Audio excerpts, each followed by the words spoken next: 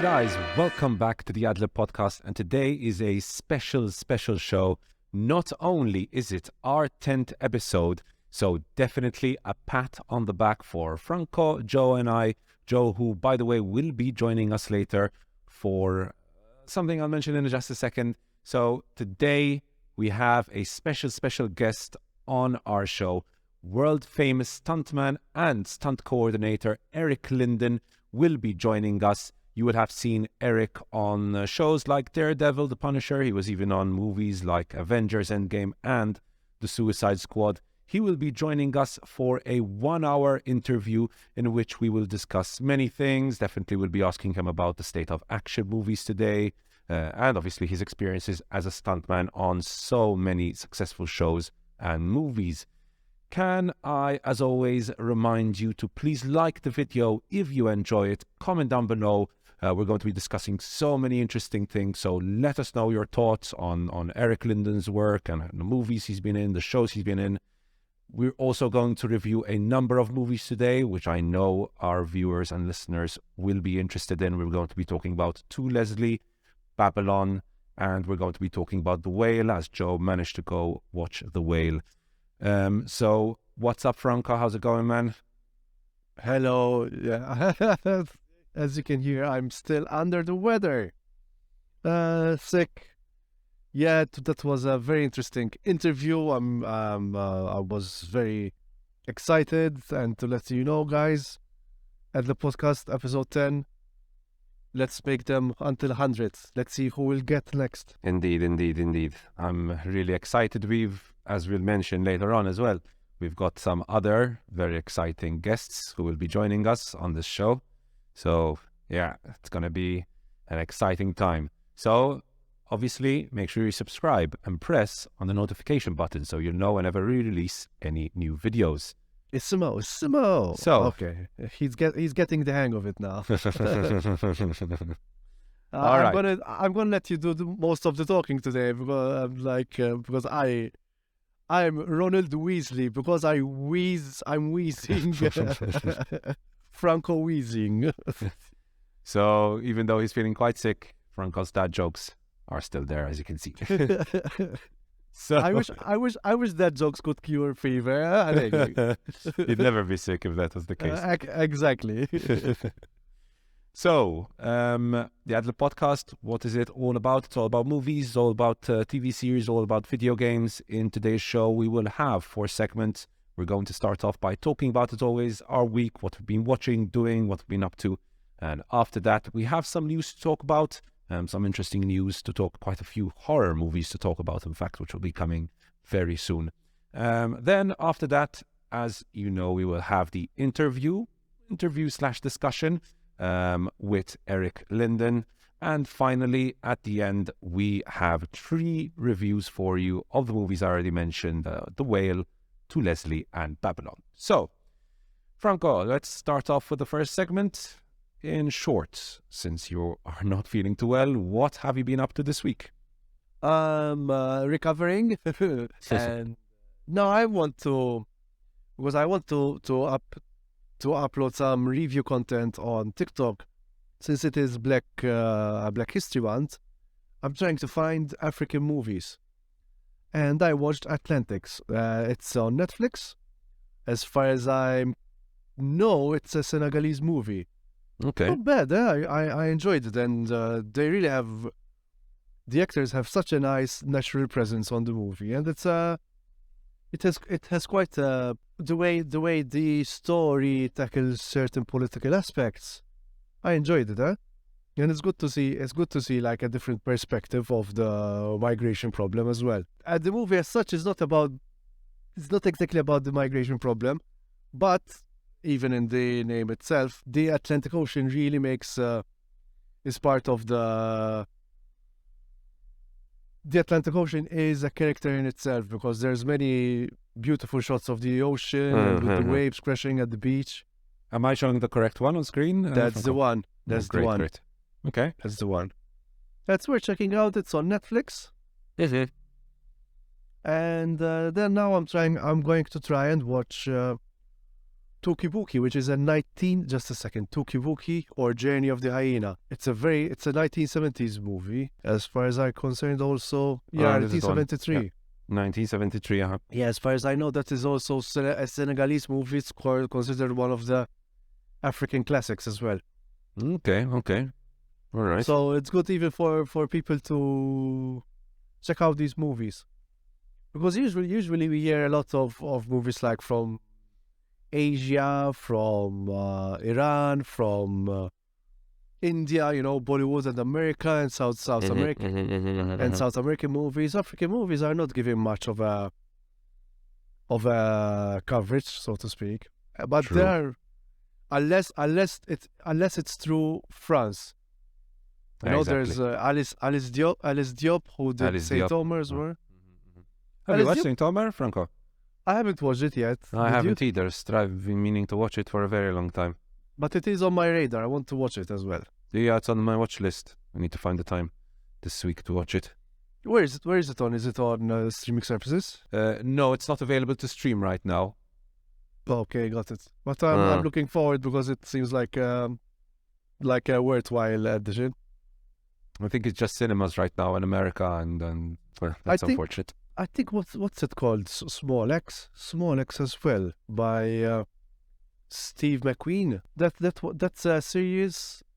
It was shown 2 years ago. It was a mini series shown on BBC. Based on the real life experiences of London's West Indian community between 1969 and 1982. So yeah, that's doing my duty for Black History Month as well.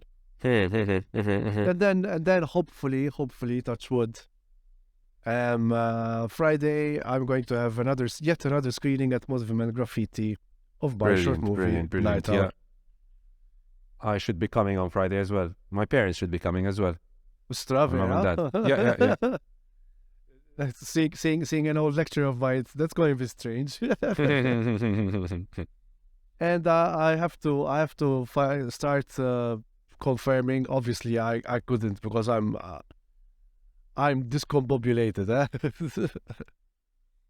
I also watched a play called Luponaja. I still want to discuss with Simone Spiteri, the author and director of the play. I have my thoughts. Okay, all right. But afterwards it to its merit, it left me thinking a lot. To its merit, maybe not the right kind of intention of thoughts. Who knows? I mean, all right. But first I want to discuss it with Simone because I enjoy discussing with Simone, and then I also let you know as well, Andrea. Okay, all right. We can do a review segment for it as well then. I was thinking about like if we manage to get something local like theater or a gig, we should, but we'll see. We'll see. 100%. Okay. So, in my case, as our viewers, our consistent viewers will know, I generally watch a lot of shit, right, on TV, and it's 9 minutes, so we're good. Spoiler alert. We're 9 minutes in, so we're safe from YouTube as well. All right. I generally watch a lot of shit on TV and a lot of terrible movies. You'll know what I watch if you've been watching or listening to this podcast for some time now. So after watching Babylon last Friday, actually was like, why don't I just start watching very good movies again? So I've been doing a few rewatches of very, very good movies. I rewatched, talking about Black History Month, I rewatched Do the Right Thing, a very, very good movie. Let me bring it up on the screen. By Spike Lee. One of a very beautifully shot movie. I love the camera work he does in Do the Right Thing. So yeah, Do the Right Thing by Spike Lee. Beautifully shot. The dialogue and the messaging behind it is really well done. I love how it just shows like one whole day, just one day, in Brooklyn, and it's brilliantly done. I think it's one of my all-time favorite movies. So I also have it in my list, Do the Right Thing, and I think it's an essential part of his filmography. Oh, definitely. Yeah, I had watched it a very long time ago. All the movies I'm going to mention in this list are movies I watched when I was very young, when I was either a teenager or even younger with my dad. And movies I just was like, I really don't remember much of this. I should watch it again. So I watched Do the Right Thing, and very, very strong messaging as well in it. The ending, especially, Franco, when you watch it, let me know. The ending, the messaging at the end is very interesting. So yeah, that's Do the Right Thing by Spike Lee. Highly recommend it. So you did the right thing as well, rewatching it. I did, definitely. Not watching shit. Not watching shit. Another very, very good movie I rewatched was Vertigo. A movie which I honestly could fit in my top 4 movies of all time. I remember liking it the first time I watched it, but I loved it the second time. The colors used in this movie. I don't know what it is with movies from the 50s. The color is so powerful in some of these movies that I rewatch from the 50s. Just something about it. There are certain scenes. If you've watched Vertigo, you'll know there's scene. Of course. It's in her room. The powerful green color. The green. Oh my God! Why is that so powerful? Have you seen Last Night in Soho? Yes. Heavily inspired. Yeah, heavily inspired by it. In fact, when there was the neon sign and its light escaping through the curtains, someone watched. Oh, it's great. Watch Vertigo as well. No, it could be on the top 4 list of movies ever made. It's just it's a very subversive movie. Very. Just there's something about neon lighting. By the way, Franco, which does it for me. I don't know why, but in certain scenes, in certain movies, whenever I see neon lighting done really well, it's just does it for me. I don't know what it is.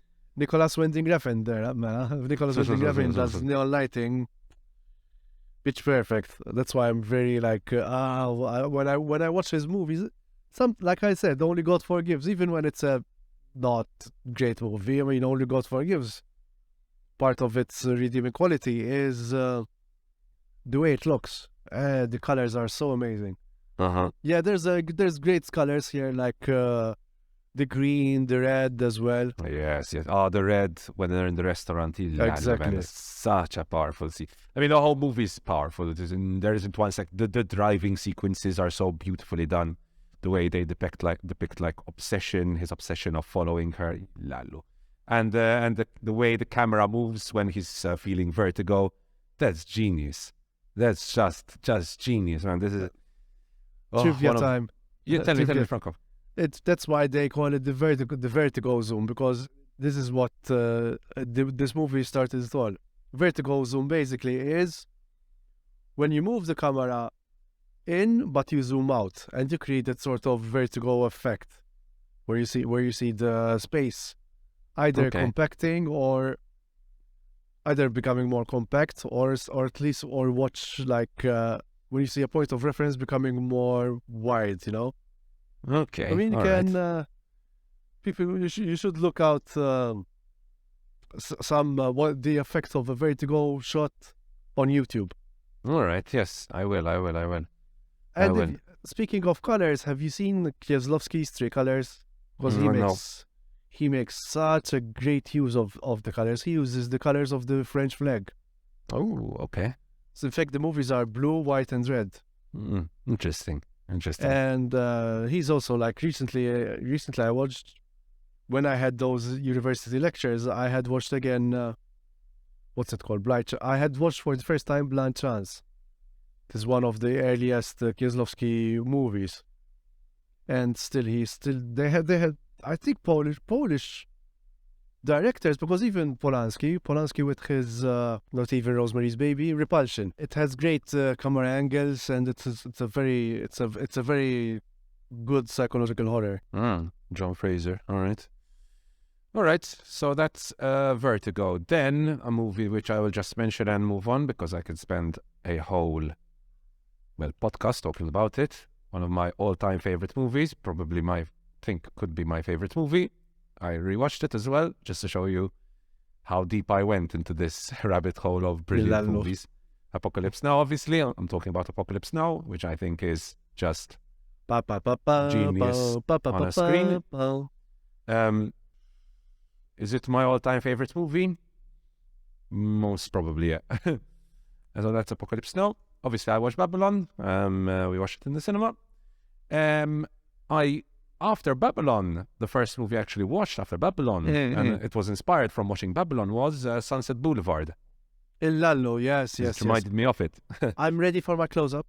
Because it really did remind me of it, and just the decadence of Hollywood really comes out strongly in that. So that was another inspired. And in it like stars from the silent movies appear in it. Like there's Buster Keaton. I forgot who else appears in Sunset Boulevard, but Buster Keaton. There's a scene where they're playing cards. There's Buster where they're playing Keaton. Cards, exactly. He calls them her. He calls them her wax statues, something like that. I think he says. The dialogue, man, in Sunset Boulevard. I forgot how good the dialogue was in this. Jesus, man, they're such a quotable movie. I mean, all these movies are super quotable. This was during the Hays Code, right? Like there was this code where they couldn't say certain things on screen. There's lots of censorship, right? 1950. The way that they twisted these regulations into their favor. You know, there's this great quote. I forgot from which movie it is, but it's like it goes, "Is that a gun in your pocket, or you're just happy to see me?" That's that's amazing. You know, it's like such smart writing as well. Sometimes we lean heavily on the being very explicit, which I'm not in the right context, in the right context. It makes sense. I mean, if you've got something like Apocalypse Now, and you've got, I love the smell of napalm in the morning. Smells of victory. Amazing, man. The dialogue in this stuff is. So watching these movies was such a breath of fresh air. My television just, I could feel a sigh of relief coming out of my television. Detoxification from Velma. From Velma and last week I watched You People and all those episodes. Oh my God. Oh, by the way, I've watched Last of Us episode 4. Oh yes, Last of Us episode 4. What did you think about it, Franco? I felt it slowed a bit the pace, but now we see more of Joel and Ellie coming closer together. And I think it should have been my favorite episodes. Lots of their jokes in there as well. There were. That's part of the video game, Franco. By the way, the jokes. That's a very, very strong part of the whole game. Yeah, and there's also a bit when she finds the magazine in Bill's van. Oh, that one is taken straight from the video game, the magazine with the joke on the paper sticking and then her throwing it out. That is straight from the video game. The dialogue, even the cassette. Who was the singer? Hank Williams. Yeah, that is exactly taken straight from the game. I think they changed like one or two words here or there. That's brilliant. The music in this show, it's so up my alley. It's so well curated. Instead of music from the Depeche Mode and this one, Hank Williams. I remember that song being used somewhere else.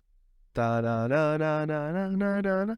Maybe it was from a trailer for Last of Us as well. Maybe. Could be. And Max Richter last week. That is, like I said last week, one of my all-time favorite songs. I felt, pero it's becoming a bit of a meme, that song. Yes. Arrival. What was the other movie it came out? But it's always whenever there's like a sort of romantic montage, they use that song. So it's kind of. I mean, overall, the episode was good and it made sense. The DiCaprio movie. Now I remember the DiCaprio movie. Was it Shutter Island? Shutter Island. Oh, Yes, she yes, was in yes, Shutter yes. Island. When spoiler alert for those who haven't seen it, when his whole apartment burns up, right? In Arrival, it worked really well, and Arrival is another one of my all-time favorite movies, by the way. Arrival. I am still amazed by how the editing, how well it gelled with the movie and the concept of the movie. Especially when there's the twist, you get to know the twist. Like, oh my god, yes. It's genius, huh? It's genius. If it wasn't for the editing, the movie wouldn't have worked. To be fair, I mean, everything about the movie is genius. True. The effects are so seamless in this. Oh, Villeneuve and effects. Oh my god. No, They're he just makes perfection. He makes them very, very grounded as well. He does. He's one of those. But thankfully, he's not just about the visuals then. No. That's the brilliant thing about Denis Villeneuve. Is he's not just beautiful visuals and that's it, like we discussed on Zack Snyder. He makes beautiful visuals, but thematically very powerful, very emotional movies as well. Zack Snyder, okay. Yeah, you'll know later on. Our viewers and listeners, you know that's later a on bit of a why. spoiler for what we'll be discussing a little later on. Speaking of controversy, and maybe this could be a good segue into the news. Last of Us Episode 3 was review bombed because of the gay love story. Come on, guys. The insecurity, man. The insecurity certain people feel about... I cried when... watching this movie, like the episode, because it was such a beautiful love story at the end of the day. No, but they're gay. You cannot see gay people having love, and actually, much of the gay community said finally an episode that doesn't like rely on a tragedy, like they let them live throughout. Throughout the whole of the apocalypse. And at the end of the day, he died of, you could say, natural causes, such as, was it cancer? And like I mentioned last week, it's something I noticed that I've never actually seen an old gay couple in a movie. Or yes. I'm sure I've seen, but never this like front and center of the movie or series in this case. But I mean, as you were watching it, Franco, weren't you thinking to yourself, oh, this is definitely going to end up being controversial, when there's no reason for it to be controversial? But here's the thing, because I didn't know there was going to be this gay love story. It wasn't like marketed as such. No, I had no idea either. But as I was watching it and watching, obviously, the sex scene which was coming up, in my head I was like, oh, this is going to create so much controversy, and there's going to be so many people hating on it. Although, again, there's no reason for it to be, because it's an essential part of the story, and it's developed beautifully. My issues with this episode were nothing to do with like how beautifully it was all portrayed and how very, very powerful and emotional it was. My issues were my fear that the relationship between Ellie and Joel would struggle with episode 3 already focusing on a completely different story. And thankfully, episode 4 completely recovered that, because episode 4 was basically focused completely on developing the relationship between Joel and Ellie. So that completely removed any kind of worries I had. No, so far, like I'm very happy watching this series. But like we were saying before we started recording the podcast, you cannot have it both ways. Somehow the internet will eviscerate you, whichever side you are on. Huh? I mean, it is, like Joe mentioned last time, it is The Last of Us. It's a story about the last people. Exactly. The few people who survived this fungi. What's it called exactly? A fungi. Cordyceps. Fungi cordyceps, which want to take over humanity. I got a lot of mushrooms in my fridge right now, which are really scaring me. You're getting ready for Carnival to like wear those mushrooms on your face, eh? Oh boy. I have no idea, Franco, playing the game, how scary it is, because watching it is terrifying. But playing the game and the game does such a beautiful thing. It develops the relationship between Joel and Ellie, and you end up loving Ellie. You love Joel, but Ellie, man, I just want to cover her all the time from all the danger that's going on around her. So anytime you see her threatened, it's just so that's one of the most powerful things about the video game, how much it makes you care about the characters. So you're really scared of seeing your characters die. It's not like in Call of Duty, your character dies and you're like, oh, reload, start again. Who cares? In this game, you really feel it. All right.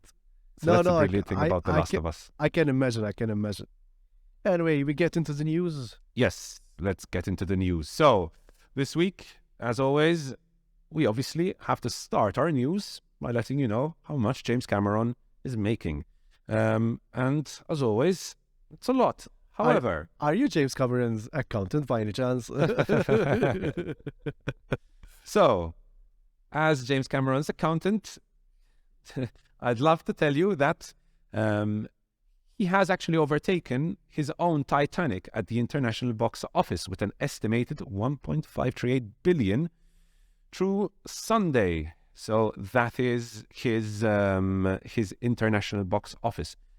This makes it the number 3 movie of all time abroad, behind the original Avatar and Avengers Endgame. And so it's making a lot of money. Franco, you mentioned that he's been overtaken, however. Yes, he's been knocked out of the first position by Knock at the Cabin. Pun Knock intended at the Cabin. of Exactly. M. Night Shyamalan's Knock at the Cabin, which is receiving quite decent reviews.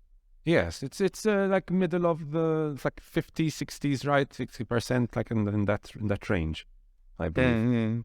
I'm interested to go watch it. To be honest, I didn't go watch it because I've been pretty sick all week, so I've not really had much opportunity to go watch it. But I think it's an interesting movie to go watch. I like M. Night Shyamalan for the most part. For the most part.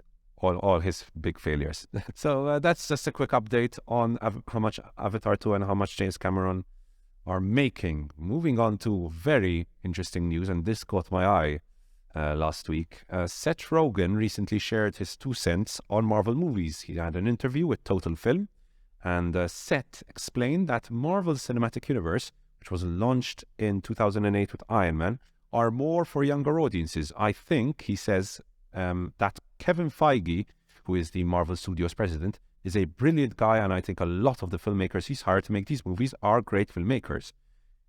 But as someone who doesn't have children, it is all kind of geared towards kids, you know. There are times where I will forget. I'll watch one of these things as an adult with no kids and be like, oh, this is just not for me. So yeah, but then he makes actually, let's talk about that first, and then we'll get into his second point about the boys. Franco, do you agree with what Seth Rogen had to say about the MCU? Yeah, there's enough pushing the envelope. There's enough pushing the envelope, but then again, it's I think you cannot discuss this without discussing his without discussing the second point which he makes, and I feel it's a valid point after all. Indeed. So his second point was that without the MCU, Seth pointed out that the first issue of Garth Ennis's graphic novel, The Boys, was a great addition to this landscape, but not considering younger audiences in the slightest. If anything, it's much more geared towards adult audiences. So without Marvel, Seth Rogen is basically saying The Boys wouldn't exist without so that's, I think, a very, very interesting point made by him. Yeah, which is a good counterpoint. And right now I'm thinking, what if The Boys came before the Marvel universe? No, to tell you the truth, there was actually Blade. There was Blade. There was Spawn. The first Blade was quite a sleeper hit, as far as I remember. No, I mean, this is the classic counterculture needs mainstream culture, right? To attack against. Yeah. You cannot have a counterculture without the mainstream culture being there. So I mean, it can go all the way back to the time of the punks and the 50s with the what were they called? The Teddy Boys and so on. So Teddy Boys. I'm reading Passport to Vice right now by Malta Today's Matthew Vella. And he does mention teddy boys, like there were Maltese teddy boys in London. Ooh. So that's interesting that you mentioned teddy boys. All right. But yeah, I agree. I agree that like obviously you need main culture. Like MCU is now part and parcel of society of the 2000s, basically to 2010s, 2020s. It's Whether- a central figure. Like whether we like it or not, but still it's become so ubiquitous. It's kind of oppressive though. It I is. mean, It is. more people know about the MCU than they know about The Boys. Oh, and- 100%, 100%, And 100%. in all honesty, The Boys is much more. Obviously, it's not for kids, and makes much more of how should I say, points. Makes very good points about the whole superhero worship, and it really takes many digs at the Marvel universe and the marketing campaign and capitalism and how they capitalize on social issues for sure. Talking about this, so this wasn't part of the news, but I think it links very well with what we're discussing here. It will be interesting to see James Gunn and the direction he takes his DC shows and movies, specifically shows, because when it comes to movies, there's always the issue of, how many people who actually go to the cinema if it's an R-rated movie. But with regard to series, you can be a bit more lax and go for more R-rated content because, people are watching it at home. True. With Peacemaker and what's not, right? And Swamp Thing. I mean, we've got Peacemaker, but then we've got the Waller series, we've got The Authority, which I think can be all very interesting shows, which can be a bit more subversive than the more mainstream Superman, Batman, and whatnot. And Invincible, there was one. Was that Netflix, Invincible, or Amazon? Invincible is, I think, Amazon Prime. But that's very subversive as well. Very, very, very. Have you watched it, Franco? No, I've seen some clips of it, and it was very bloody. But like, damn, It is. I watched it, and it's brilliant. That's one of the better animated series I've seen recently, yeah, I mean, it's super bloody and again very, very subversive of the whole genre. All right, guys, so let us know, what do you think about Seth Rogen's comments? Do you agree with him that the MCU is simply made for kids? And also, do you agree with him on his second point that basically without the MCU, we wouldn't have something like the Boys, which is, the classic counterculture, right? You need mainstream culture and counterculture, which attacks the mainstream culture. Let us know in the comment section below. Let's move on to a bit of news that I think we can skim through really quickly. And that is this news, which came out a couple of days ago, February 6th. And that is that, surprise, surprise, very surprised, Deadline understands that Taylor Sheridan, who is a co-creator and showrunner, are moving to end their signature show in its current form. And this apparently is because of issues with Kevin Costner, who is obviously a big part of Yellowstone. Turns out that the issues are basically around how many days Kevin Costner wants to spend shooting. Apparently, Costner had originally limited himself to 65 days of shooting on Yellowstone. Now he wanted to shoot for 50 days for the first part of the current season. But for the second batch of episodes of the current fifth season of Yellowstone, the actor, who just won Best Television Actor in a Drama Series at the Golden Globes, only wanted to spend a week shooting. So that is basically where the issue started. Now, to continue with that piece of news, apparently they are now plotting a potential franchise extension to continue the whole Dutton saga, a new show with Matthew McConaughey in talks to star. So that be very, very interesting. I had started Yellowstone. I watched pretty much the first season. Then I had to stop because I had no time. And I will definitely want to continue it. Probably I'll continue it in summer. I mean, season 1 of Yellowstone was brilliant. And I just want to continue watching it. I would be very sad if they stop it. But I don't know if maybe the storyline grows a little dry and maybe they need to, just change some stuff here and there. And so maybe that bringing in Matthew McConaughey as a new character in the series would change things. I don't know. I haven't watched the whole thing, so I can't really comment about it. But, the classic actor is tired of being in a series and wants out. I mean, it's something that I think we've seen. We can't Quite blame a few him as times. well. I'm still then Then he won Best Actor in a drama. Now he's he puts a bit some airs. Just a sprinkle of putting some airs because he won Best Actor and whatnot. All right, so that is news on Yellowstone. Moving on to a piece of news I'm sure a lot of our viewers will have heard, because this was quite a big piece of news, is issues and controversy on Netflix Squid Game reality show, which was described by contestants as being cruel and rigged. I mean, you are on Netflix's Squid Game reality show. I would assume cruel and rigged would be two things you would expect, right? I mean, it's a reality show. Rigged and cruel is part and parcel of a reality show.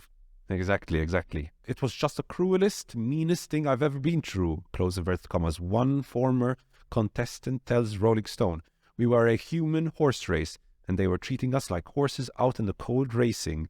And the race was fixed. All the torment and trauma we experienced wasn't due to the game or the rigor of the game.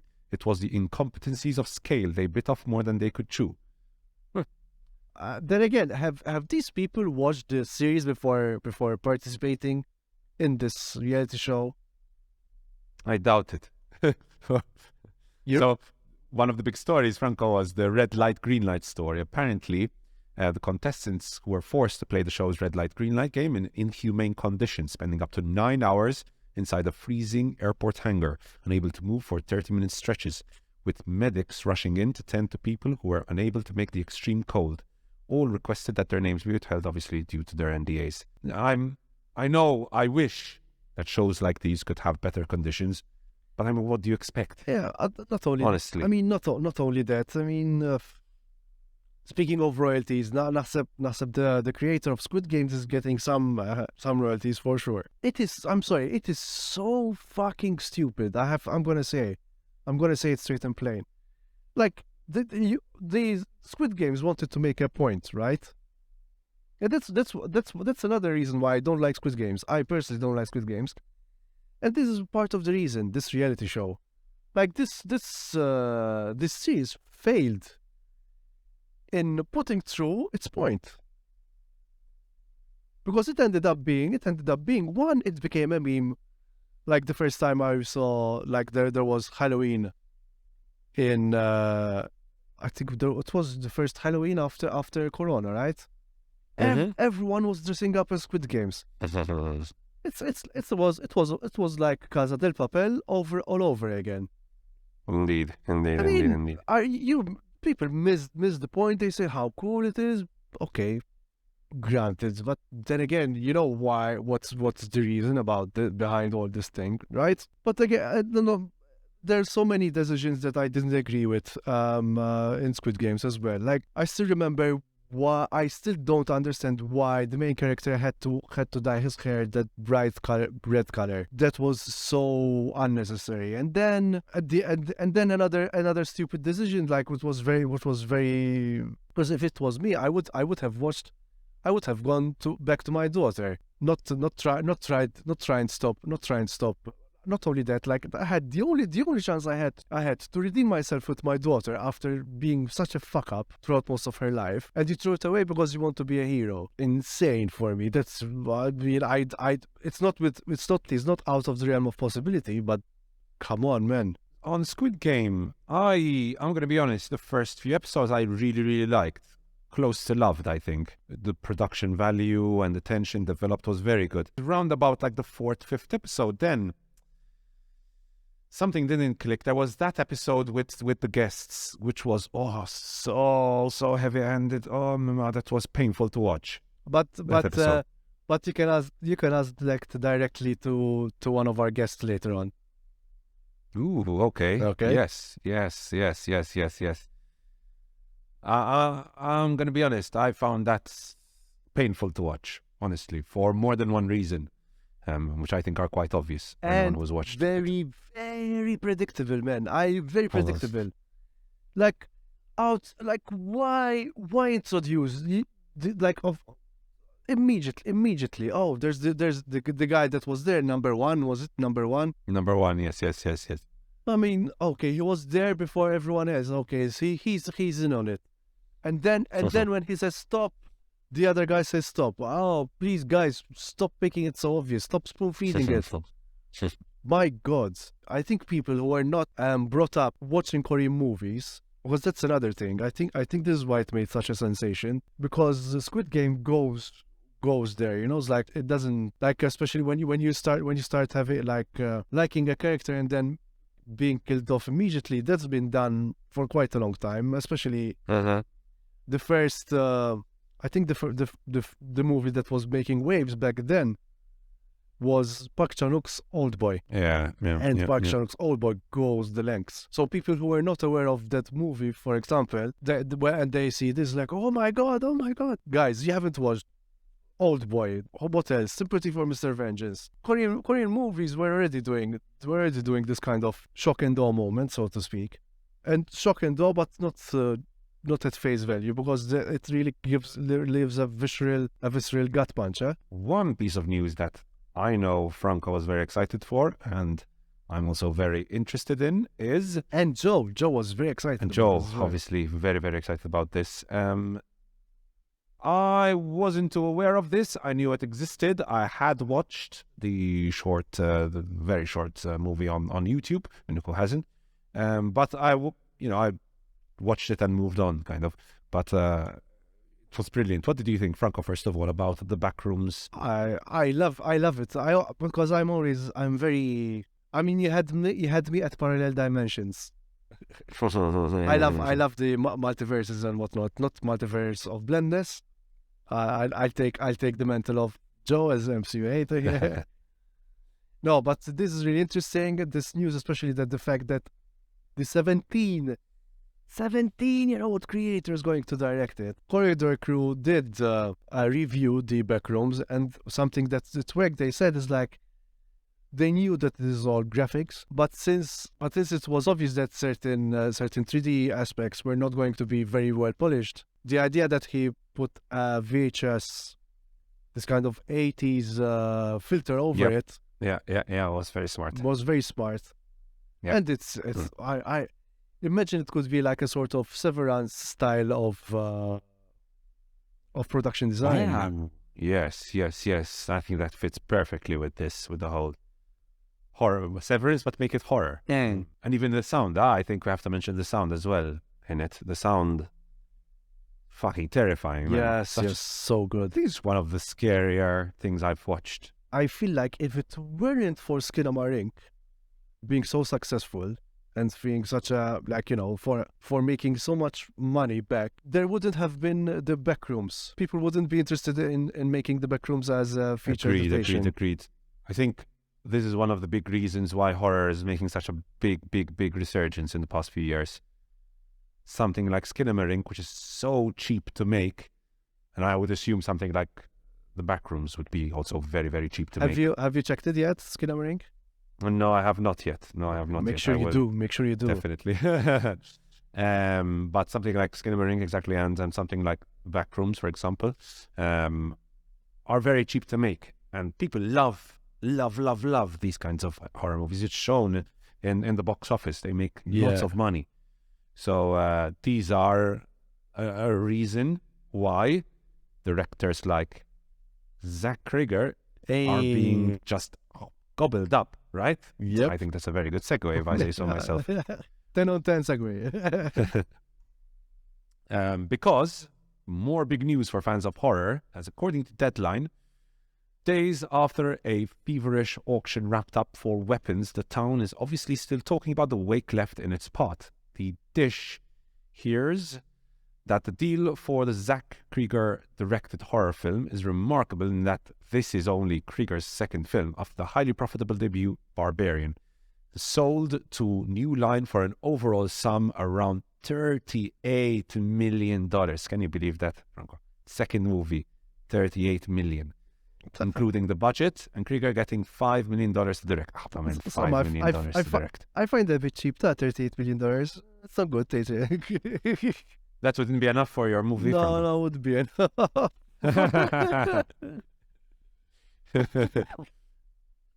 So when that sum is added to his fees for scripting and producing alongside Vertigo's Roy Lee and Miri Yun and J.D. Lifshitz and Rafel Margul. Peele parted ways this week with his longtime artist's first managers Joe Zadak and Peter Principato, latter of whom is also Cregger's manager. Also very interesting is, how are all these like stand-up comedians ending up as horror movie directors?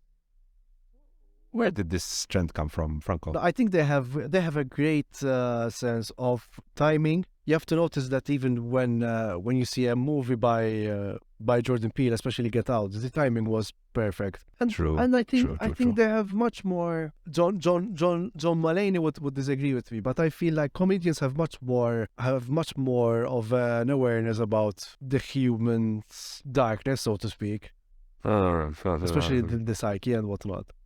And I mean, there's also the element of the grotesque. I think there's humor and horror.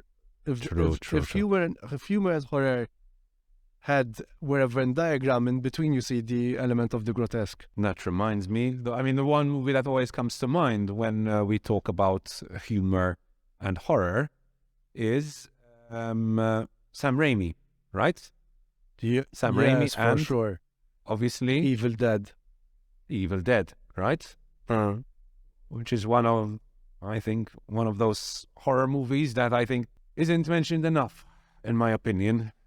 One of those movies that, is pure horror, super scary. Another done but for at the same cheap time, as well. also very, very tongue-in-cheek and very, very lots of humor throughout. Yeah, it doesn't take itself seriously as well. I mean, that's a very important. But it's also very scary, which is, I think, genius. The genius of Evil Dead. Mentioning these things, I think it makes sense why so many of these stand-up comedians are ending up as horror directors. Any expectations for Weapons, Franco? Do you have maybe an image in your head of what kind of movie it could be? I mean, sentient weapons.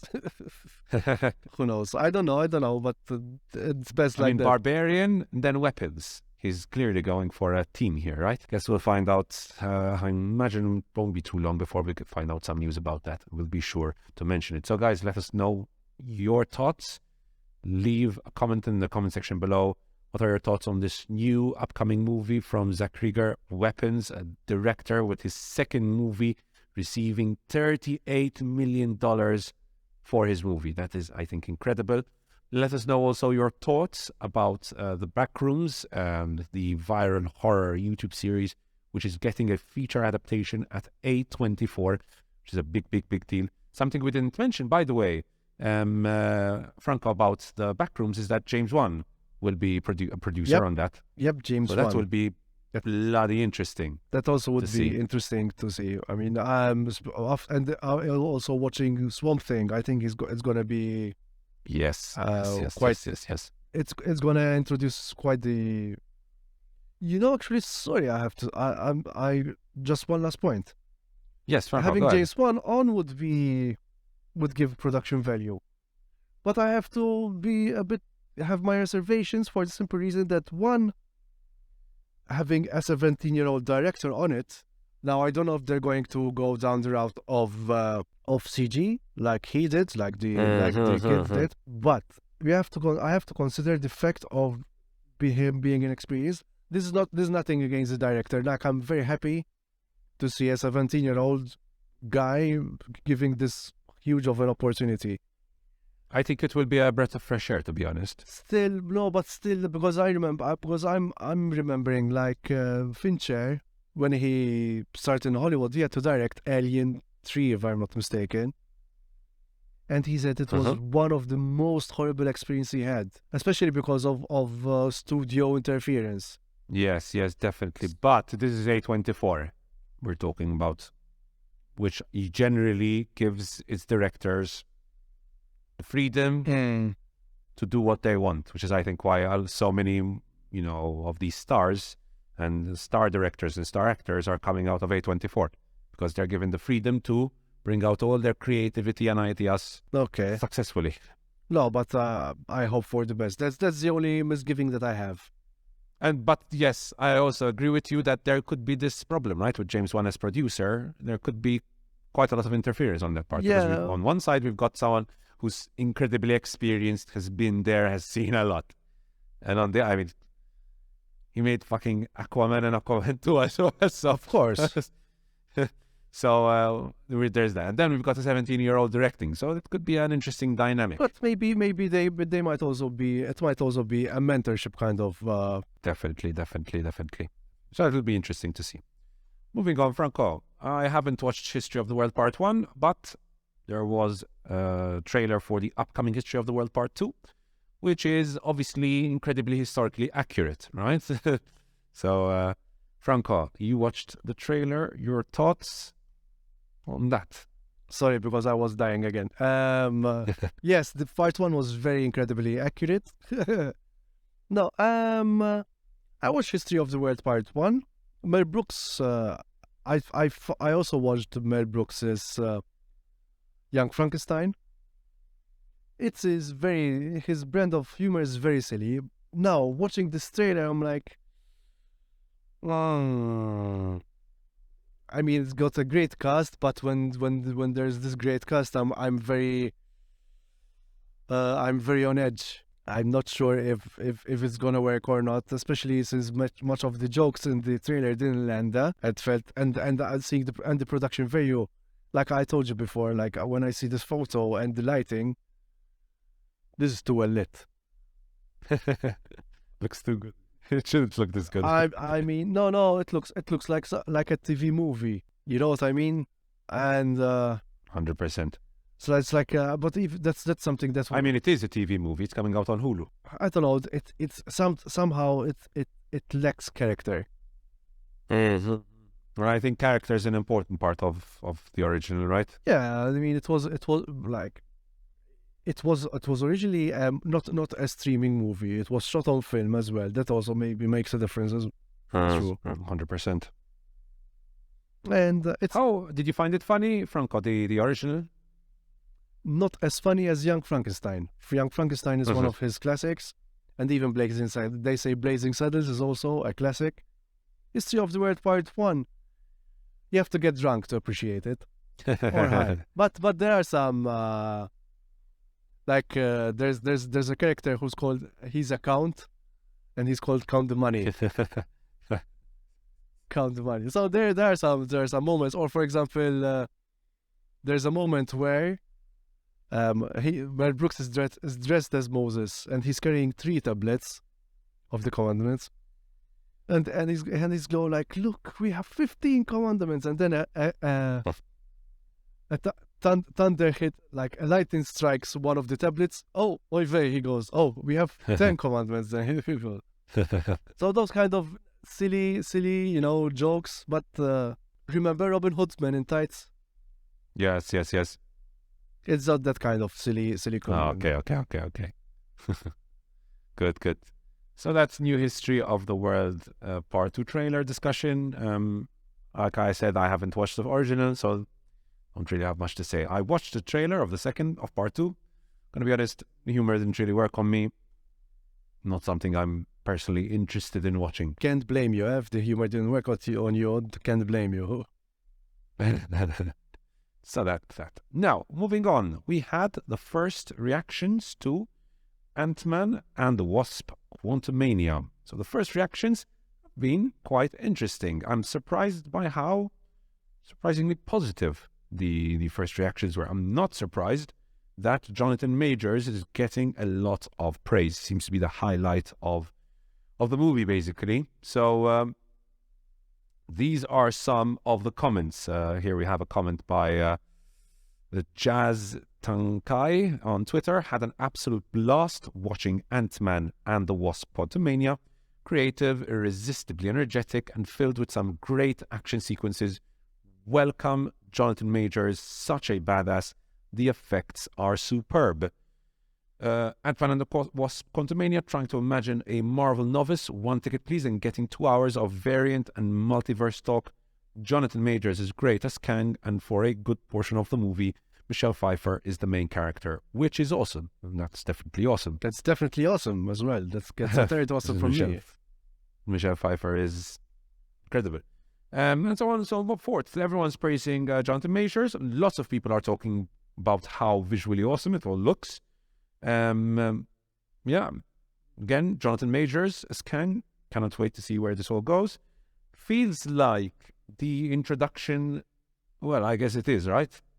Introduction to a whole new phase, basically. Yeah. I don't think it's going to... I get the impression that it's going to look good. Jonathan Majors is going to be incredible.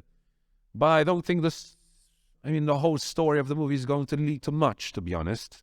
That's the vibes I'm getting here. The best Star Wars movie as well, they're saying as well.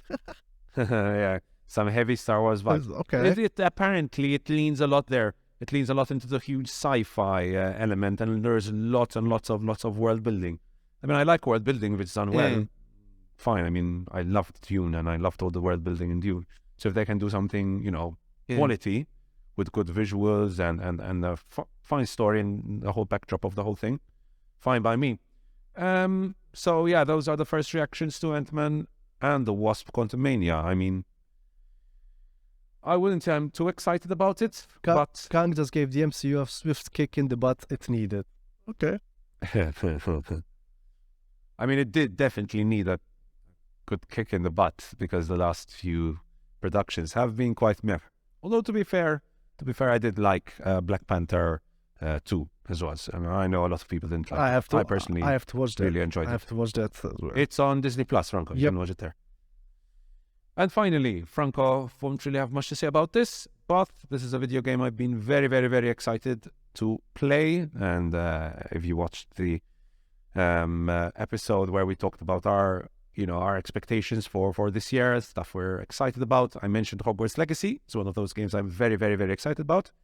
The review embargo has lifted, and apparently everyone loves it. No, to say everyone loves this game would be a little naughty. But quite a few people apparently love playing Hogwarts Legacy. The open world seems to be great. These are some of the first reactions for it. The open world seems to be great. The graphics look incredible. The gameplay looks fun. There are some technical issues here and there, apparently, but it looks great. Unfortunately, I have not yet been able to start playing it because I could never justify paying €20 to get early access of around 3 days. I could never justify myself paying €20 for that because the original price is €60, but then it's €80 to get early access and some like stupid tidbits in the game. Oh God, okay. I could never pay 20 more euros. €60 is already too much for a video game for me. So yeah, but first reactions seem to be very positive. Reason why, obviously, I said not everyone is loving it, and obviously we don't have time for this kind of discussion. We already mentioned it with Matt Bonanno. Is obviously the obvious J.K. Rowling controversy and the whole the movie, playing this movie is supporting transphobia, and if you give money to Hogwarts Legacy, you're paying for transphobia and so on and so forth, which is obviously... Remember the days when you used to pay just €25 for a game, not 60? Yep. Those were the days. There was this these reviewers, it's called girlfriend reviews. It is their job to review games, basically, and they had to review Hogwarts Legacy. But with all the issues surrounding it, the transphobia issue surrounding this game, they said, okay, let's make this game work in favor of trans people. And while they were reviewing and playing the game, they made a fundraiser. But unfortunately, what happened was she was pile-drived to the point, like Andrea said, they made her cry. So this is the thing, like for all the talk that we shouldn't bully and should have a safe space, to eventually end up bullying someone who was doing something good out of this whole conundrum of transphobia, knowing J.K. Rowling and whatnot. I mean, it feels like on the internet you cannot have it both ways. And what's making it even worse? Yeah, there's Hazanabi, there's XQC, there's also Valkyrie. I really like her voice, Valkyrie, if I have to say. Oh, very cute voice. Yes. This game at the end of the day is going to sell. Oh, 100%. It's going to be the #1 seller this year. And no matter, plus again, it is an open world Hogwarts game, for fuck's sake. That's enough of a selling point. And secondly, all the millennials are just... Take my money now. And secondly, consumer activism is not activism. That's all I'm going to say. Just because you're going to boycott, for every person that boycotts the game, 2 are going to buy it. And those 2 are either they don't give a shit about all these terms of transphobia or trans-exclusionary terms. They call them trans-exclusionary radical feminists, which J.K. Rowling says she is. She's a TERF. Because basically to give you an example, what they say is trans women are not women, so they don't deserve to be like protected as the rest of other women within the feminist sphere, which is completely, coming from a guy's perspective, it's ridiculous. Coming also from a woman, which is I think it's also there's a bit of internalized misogyny over there as well. Mm-hmm. And yeah. Like I said, for every person that was going to boycott this game, 2 are going to buy it. One who don't give a shit about transphobia or TERFs or whatever these terms mean, and the other would be the transphobe himself. What are we going to do about it? If all these people that say that they're also so that their heart hurts with all the transphobia that comes out, I mean, you're basically, it's backfiring. Yeah. Plus, I think it's interesting to see these reactions, Franco. So Hassan said he wasn't going to play it, right? So yes. He said that it's not worth it to get fucking bullied endlessly and called transphobic endlessly when we have massive queer communities and audiences. He said that he was called, oh my God, transphobic on his alternate account for even thinking about playing Hogwarts Legacy. That's Hassan, XQC, who I cannot watch, because if you've ever watched XQC, you know why. Understand him. I cannot understand him. What are you saying, man? Just speak English, motherfucker. Do you speak it? No, he doesn't. So XCC said, please fund all sorts. People fund all sorts and types of evil with their day-to-day purchases across the board in way worse ways than you can even imagine. And then they're trying to make someone feel bad for purchasing a fucking video game. Before he said, before spewing profanities against boycotters. No, it's true. It's true. For all these people who tweeted, they tweeted or made tweeted on their phone. Again, these are not my words. These are Hazanabi's. For those people who tweet on their phones that playing Hogwarts Legacy is transphobic, remember that the phone that you're holding most probably was built by a child. Yeah, and the shoes you're wearing, those are nice Nike shoes. Then there's the other side of the argument, and that's Valkyrie. She said that she won't be playing the game, though. She doesn't believe that doing so makes you transphobic. If you want to play the game, play the game. I'm personally really icked out. I just feel icky playing it, Valkyrie said. She also stressed that if a person chooses to play Hogwarts Legacy, doesn't mean their views align with beliefs expressed by J.K. Rowling. Which is fair enough. I mean, if you don't want to play it, don't play it. Of course, no one's going to force you to play it. That's your own personal decision. There are cases where I've said, no, I don't want to watch something or do something because I know that the author or whoever made this has views with which I do not align. I'm free to do so. I'm not going to get angry at anyone for not, following my train of thought. That everyone has their own everyone's free to choose and do whatever they want. All right, Franco, shall we end it there with regard to the news? Yeah. Yeah, because Franco's dying. Because now is the exciting point, right? Now we've got what you've probably been waiting for, which is the interview segment with Eric Linden. Joe will also be joining us for that. So without further ado, let's get into it.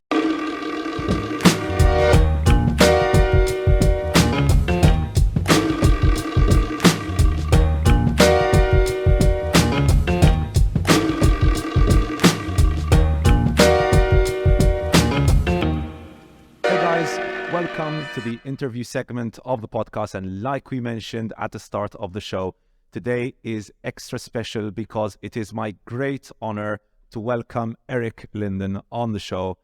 Eric, first of all, I must thank you for making the time to be on our small podcast. You have no idea how much this truly means for all of us. I'll let Franco do the honors here. But first, Eric, can you introduce yourself to our viewers? Yeah, absolutely. My name is Eric Linden. I'm a stuntman. I've been working in Hollywood, doing stunts for movies and television for, I think this is year 17 now. Done everything from very little things to very big things, commercials, TVs, and everything in between. And yeah, thank you for having me. I always think it's an honor when somebody actually wants to take the time to talk to hear what I have to say. Yeah. No, but I think, have you heard about Malta first and foremost? Yeah. I mean, I have. I wouldn't say I know a lot about it. Definitely hear about some films. Having filmed there from time to time. A lot of times when it kind of pops into my head or somebody's talking about it, it's while the film is being filmed. And a lot of times, you guys might not know about it until it's already done and found out it did film there. And then, of course, Scott Adkins has been there, and yeah. Accident Man too. In fact, I'm trying to watch it, and I have a friend who also worked on the film over there.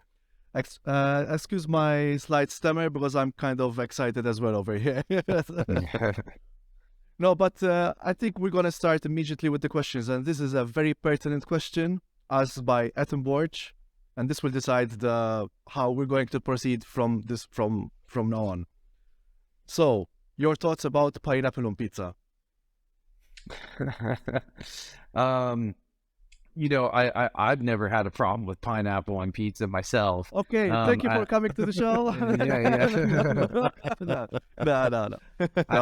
I do think if you're gonna have pineapple on pizza, I feel like it's important that it's just an option and that you have good old-fashioned regular pizza there. So but just pineapple on pizza alone, I don't know. Okay. No, we won't go into the New York, Detroit, Chicago pizza debate anymore as well, because then we're gonna go. Okay, so you've introduced yourself. What's some major shows you've been on the working as a stuntman? Yeah, I mean, I almost have to look at my resume just because I forget, oddly enough. So as you go through time here and you start working, you start to just kind of forget some of the stuff that you've worked on. And I'll re-look at my resume and be like, oh yeah, that was a good one. I forget. Right. I think the big ones that people would know and that are notable, is I was, did a small, just was a stuntman on Avengers Endgame, the last one. And then the other stuff that was much more a part of and creatively and did a lot more things on was Daredevil season 2. I doubled John Bernthal. He was the Punisher, and it's where they introduced the character. So we were really just starting something new.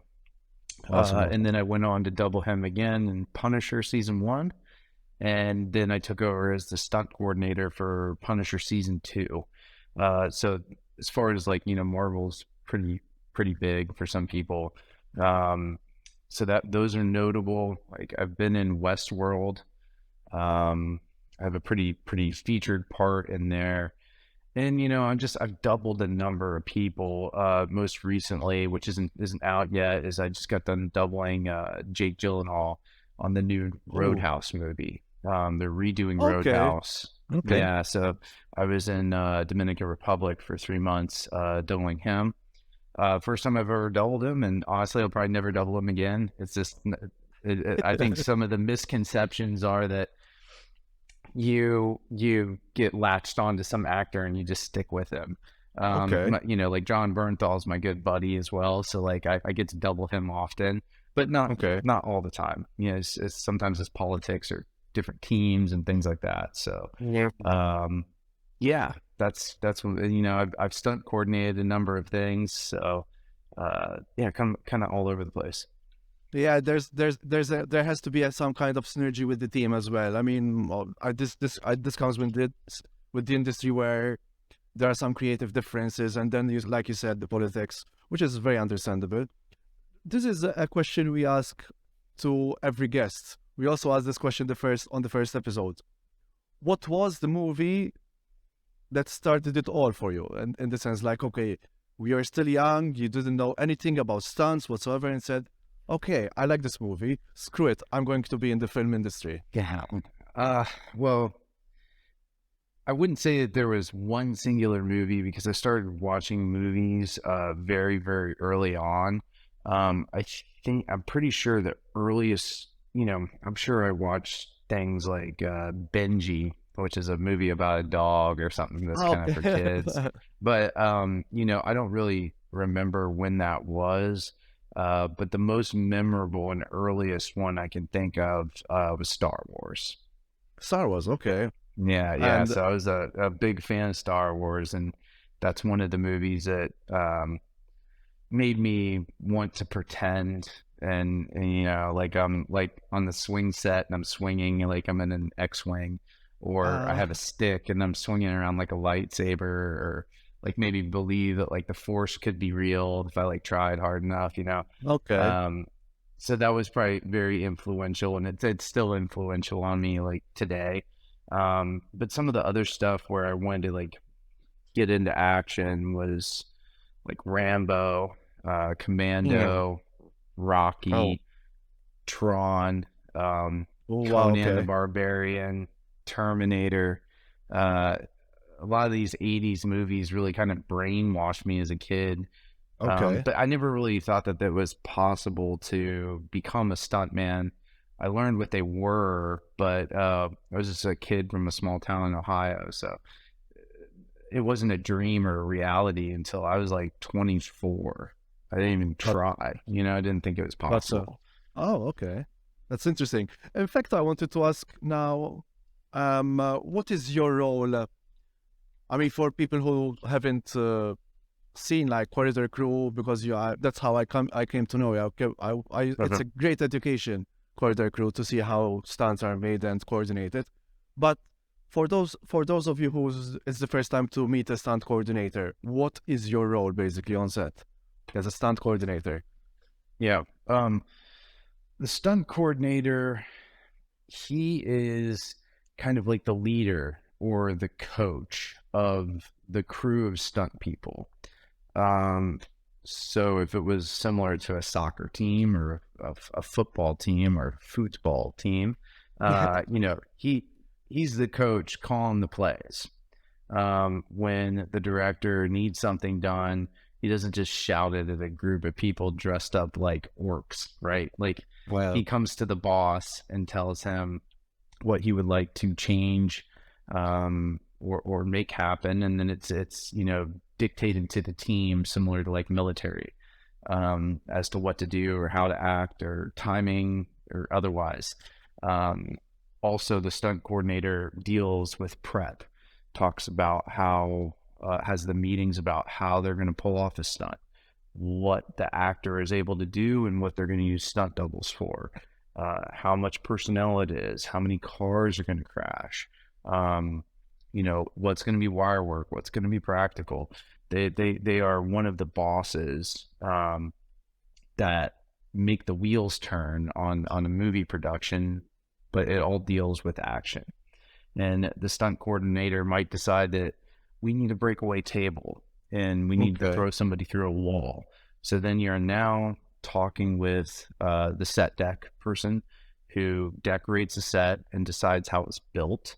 And then that goes over into construction. And then the construction coordinator says, oh, we're going to build this thing all solid, but then we need this one wall that they need to be able to smash through.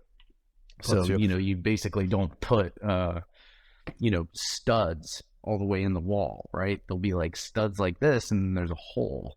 And that hole was, you break through that one section of it so that it's possible and it's safe.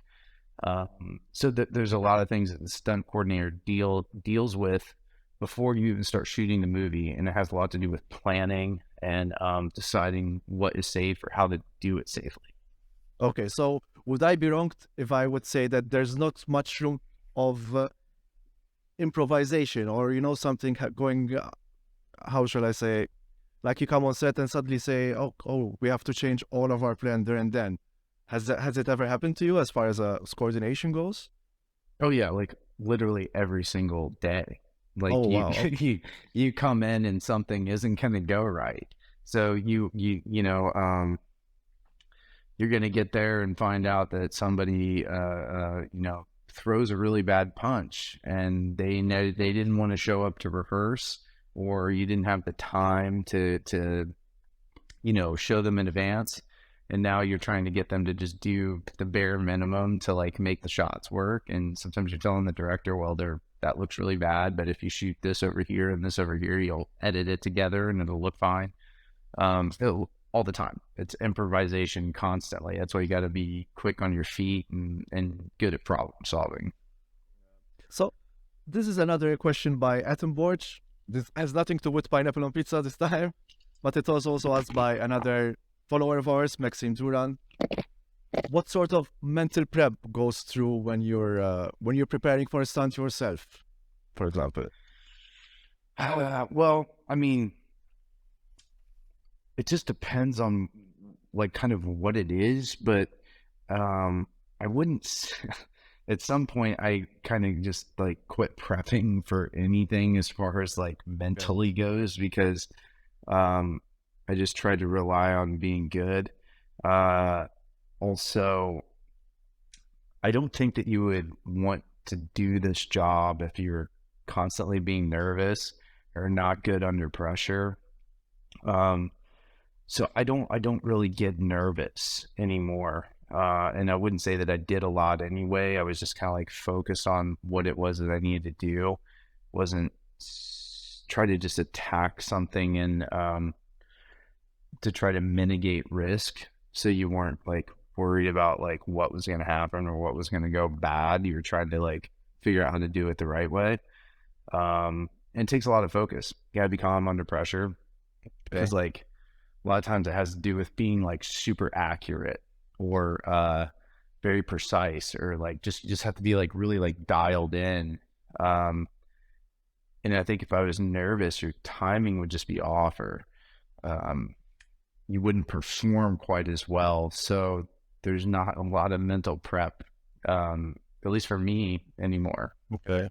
So I was going to tie in this question with, did it ever happen to you that you were starstruck, and especially in the beginning of your career, and how did you deal with that, being starstruck?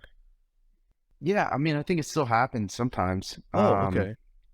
Yeah, it just depends on who it is, because you're just like, dang, like this is wild. And I don't know that I get, I mean, it's still a little starstruck, but like I'm kind of used to it. So you're just like, dude, this is so weird.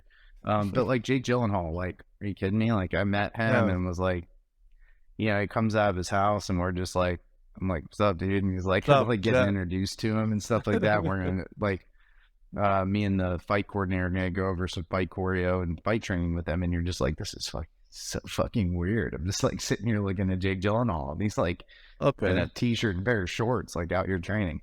So, but I don't act like any different. It doesn't mean it's not weird.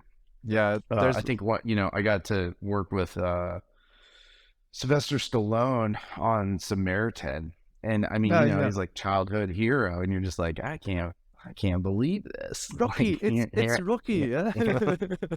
You're just like, this is nuts, man. But yeah, being calm under pressure and all that stuff always helps. It doesn't mean it's not weird or not like super cool, like it's always super cool. Like I was like looking out my own two eyes, like fighting Daredevil, and like had to come in and do a couple of fight beats with Captain America. Chris Evans is standing right in front of me and like walk up, and he's like, and what are you going to do? And you're like, I'm going to come down here. And he goes, and I block, and then I come up like this, and you block, and then I go to swing, and you punch me. Yeah. Okay, yeah. We like walk through it a couple of times with the other guys, and you're just like, dude, I'm coming in and fighting Captain America. So like it's like coming through your own eyes. You run up, and he turns and is like, boom. Boom. Like, dude, this is crazy. Crazy. Yeah, fun. That's so cool. That's so cool. So, yeah, this is a question that popped up a lot. Like Trizian asked it, even Etten and Maxim. What was your most gnarly stunt? The stunt that was like, oh god, this might actually cost my career, basically. Well, I think the hardest hit I think I've ever taken was pretty gnarly. It was like jumped out of a car like 20 miles an hour. It was maybe a little bit faster. Like it was going pretty fast. Yeah, you just have to. I mean, any idiot can do it. Like it doesn't take a ton of skill. I mean, so I just dove out of the car, and it's on my reel, but I hit pretty hard, and then stand up and run out of there. Right. And when just one take, and it was perfect. But they're like, everybody's like, all right, cut, moving on. All the crew gets up, starts moving away, and I'm sitting over the corner, like, because I can't breathe, because like the impact knocked the wind out of me. So it'd been like 30, 45 seconds of like I couldn't breathe, and I'm sitting there going, oh shit. Yeah. And they're like, they realized that I had to come out of where I dove behind, and they're like, Eric, you good? And I'm like, you can't make any noise, then I finally, like, my lungs caught back up, and I was like, that was pretty hard. And then I mean, I've crashed a couple of cars when I did the pipe ramps. I've done 2 pipe ramps where the car like gets launched into the air and spins around.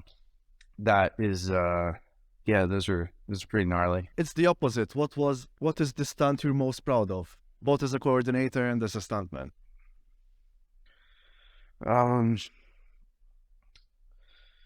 I guess they're considered stunts, but like the when Punisher gets introduced on Daredevil season 2, there's a fight on the rooftop.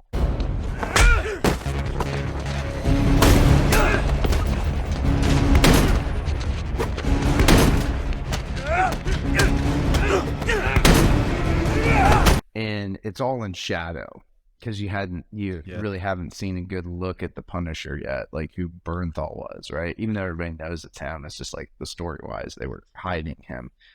And yet so we showed up that night, and John had just gotten into town like a day before, so he had no time to rehearse it. Oh wow. And so okay. we walked it for him, and he's like, and we're just like, it was going to be in shadow. So the coordinator's like, hey, like, there's no point in shooting him. He's never going to learn it. It's impossible. Like, it's literally impossible.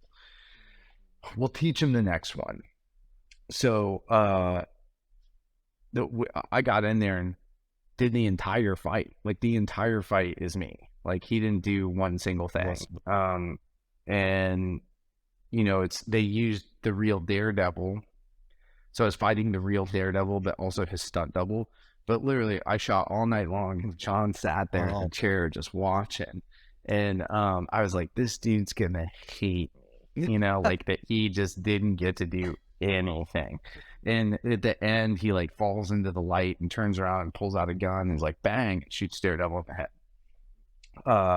So that's the only part he did. And so that was like super memorable, and I'm really proud of it, because like everybody loves that, and most of the time they don't know it. They don't know it's me. And then like, I'm pretty proud of the pipe ramps I did. Sometimes they're like, oftentimes get to crash cars, and it's this conundrum of no one will let you crash a car unless you've crashed a car before, because the stakes are high, and they want somebody who's going to do good under pressure and all that stuff. So a lot of times you just let the person with experience do it, because it's high stakes. So like when I was coordinating my own show, I gave the pipe ramp to myself. So I was the one that went and did it. And those took a lot of like logistical stuff. And also they ended up looking really big on camera. It turned out great. And they're big stuntman gags, So I'm proud of that. And the last one that I thought was like pretty cool, just like overall, was on Westworld. I get killed by a bull. Yeah, and the bull stabs me, and then I fall off of like 2 stories. like couple levels up or whatever and like fall to my death, right? So like those were all pretty big gags and a lot went into them. So yeah, I guess those. Okay. I think I'm gonna save these questions because there are two questions that might be good at the end to close up the interview. But I would ask, how would you improve action movies today? You think there needs something more? They're missing something recently? Oh yeah, they're terrible. So bad. But a lot of times the action movies are bad. It has nothing to do with the stunt team or the stunt coordinator. It all has to do with the directors, right? And these guys sometimes just don't listen, and they don't shoot it well, or they just are just bad. And like so many people, these directors nowadays just get away with average, and they keep getting jobs, and it blows my mind because we make better stuff all the time.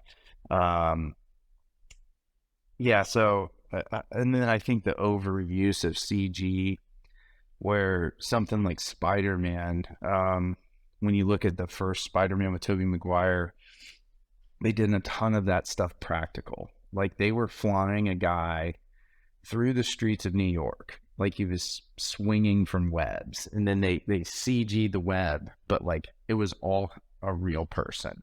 And it's insane because you have to shut down like blocks and blocks of like New York City, which is really hard to do. And there's all kinds of equipment there and all this stuff. But then you're physically swinging Spider-Man through the streets, and it's way better. Yeah, like all this stuff with the grounds new it, doesn't kid. It grounds it, doesn't it? Yeah. And it's like, well, someone's gonna go, well, yeah, but he couldn't have done like all this, like all this shot that they did. And I'm like, well, then change the shot to something that you can do, because then I'm gonna feel like it really happened, and I'm not just watching a video game. Because I can always tell when it's fake. In those new Spider-Man movies, I mean, it's 95% fake, and I think that they just don't have any weight. They just don't care. All right. And yeah, so I think practical effects and shooting it better. Awesome. And this is my last question for the time being, and then I would leave it up to Joe. I don't think this is asked often, but how would you balance your art and family, like a work-life balance? Actually, Joe worded it better than I did, like this idea about family and art. How would you word it, Joe? No, I think you did a pretty good job of wording that, but just finding that work-life balance, because obviously your job can be very dangerous, Eric. I mean, you mentioned you jumped out of a car and you were pretty winded. You couldn't breathe. Do your family, is there a concern about that? Like, obviously, being a stuntman and a stunt coordinator is something that you love and it brings in money, but does it ever take its toll? Yeah, I think the work-life balance, I've been in the business long enough now that with enough experience, I don't really put myself in bad situations, and I'm gonna know if something I'm uncomfortable with, right? Like, it doesn't mean it's not gonna hurt, where I'm gonna be sore. And I mean, there certainly is some risk, but yeah, I don't know. I'm pretty confident in what, like, if there's a situation I'm uncomfortable with, I'll speak up, and we'll get to do it a different way, or make a fix that makes sense. If it has to do with like being harnessed in or something like that. So I'm like mitigating risk like constantly. Once again, if you're good at it, you're the chances of being accurate and being agile enough to like get to a certain spot or whatever is going to mitigate risk. But my goodness, I could be driving to work and get killed in a car accident, or like, I mean, you're on set, like a light could fall and you're done. Yeah. So I don't know. I don't worry about it too much. I am trying to transition just more into, coordinating work and second unit directing, and then hopefully directing one day. So okay. that's, I'd rather be doing that at this point. Seems like I'm better suited behind camera than front of camera, just because there's like, I feel like there's like a lack of like, not necessarily in executing stunts, but like executing action the right way. Because if the action isn't like helping tell the story, well, then it's just action for the sake of action. Yeah. And sometimes they need, everybody needs a surprising amount of help with that. So we might see you on John Wick 5, directing duties on John Wick 5. I doubt that, but hopefully directing something. Hopefully soon. Oh, That's great. Awesome. Okay, so up to you now. It's your turn. Yeah, I wanted to ask as well, Eric. When you first started in the industry, you said like you got in when you were about 24 years old. Was the ambition always to go in as a stuntman, or did you try to like be an actor first? Did you try any different paths? Yeah, so I literally left like where I grew up in Ohio to move to LA to become a stuntman. Like, Okay. I had zero interest in being famous, zero interest in being an actor. But my love for movies is always there. Like really early on, I was always good with computers, and I started kind of doing like graphics, like 3D modeling and stuff like that. And like my dream job, like back in high school, was to work on movies and do something like Toy Story, which back then there wasn't really any other movies that were just like completely computer generated. Like I think Toy Story was at least one of the first where it was just like complete cartoon, but all done with computers. And then of course, you got Avatar and all this stuff now, but that was what like I thought was awesome. I wanted to do that, but like literally I always wanted to kind of like work in movies, but it wasn't realistic. So but when I did finally decide to do that, and that was something I was going to try, I wanted to be a stuntman. That was it. I just wanted to do stunts and be part of movies. And but as time's gone on, I feel like I've learned enough like that. Like I've directed like some shorts and stuff like that, and I've second unit directed for some movies and for Punisher season 2. And now I feel like I can bring a lot to being behind camera and directing. So like I want to keep going, but movies are always been the goal, and they'll remain the same, right? Yeah.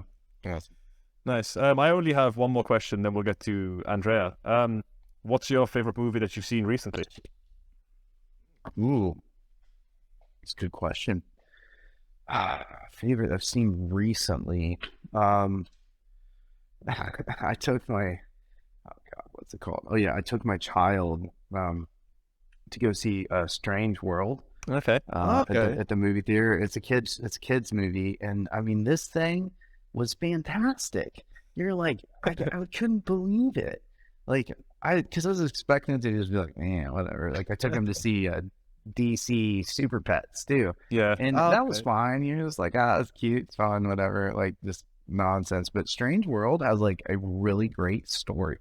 And I was like, wow, this is unbelievable. Like you can be a parent and sit there, and the kids don't necessarily resonate with the story, but like there's something for you there too. And I was just like, dang, this is awesome.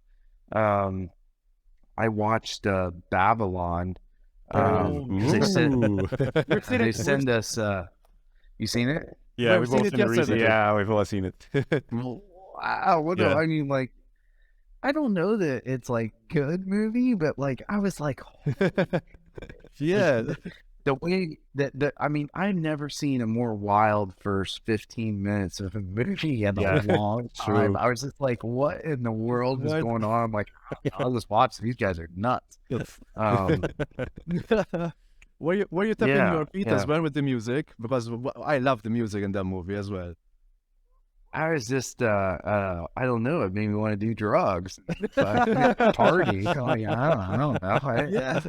Yeah. Like that's what I thought it was very funny, and I got done with the movie, and I was just like, like I don't even know if that was good, but like I had a fun time watching it. Yeah. So you cannot give us a bit God. of spicy details. The parties are not like that in Hollywood anymore. Then. I think, well, I mean, you could probably. I mean, filming is not like that anymore. I mean, there's certainly some wild parties, but yeah, those days are beyond me now. Yeah, I think one of the favorite gag of mine is they put off a fire with asbestos. Like I just it was just a flash flood. It's just they put the fire off with asbestos. Yeah. It was crazy. Speaking Yeah, of, I'm trying to think of. Oh, I watched The Menu. The Menu's great. Ooh, love too. that. You know, like I mean, I don't feel like I ever need to watch it again, but like I was thoroughly entertained, Mhm. and Yeah. I thought it was a good movie. Yeah. Yeah. Good movie. Yeah. and now it's And time. Eric, what do you think about safety on the set in the 1920s?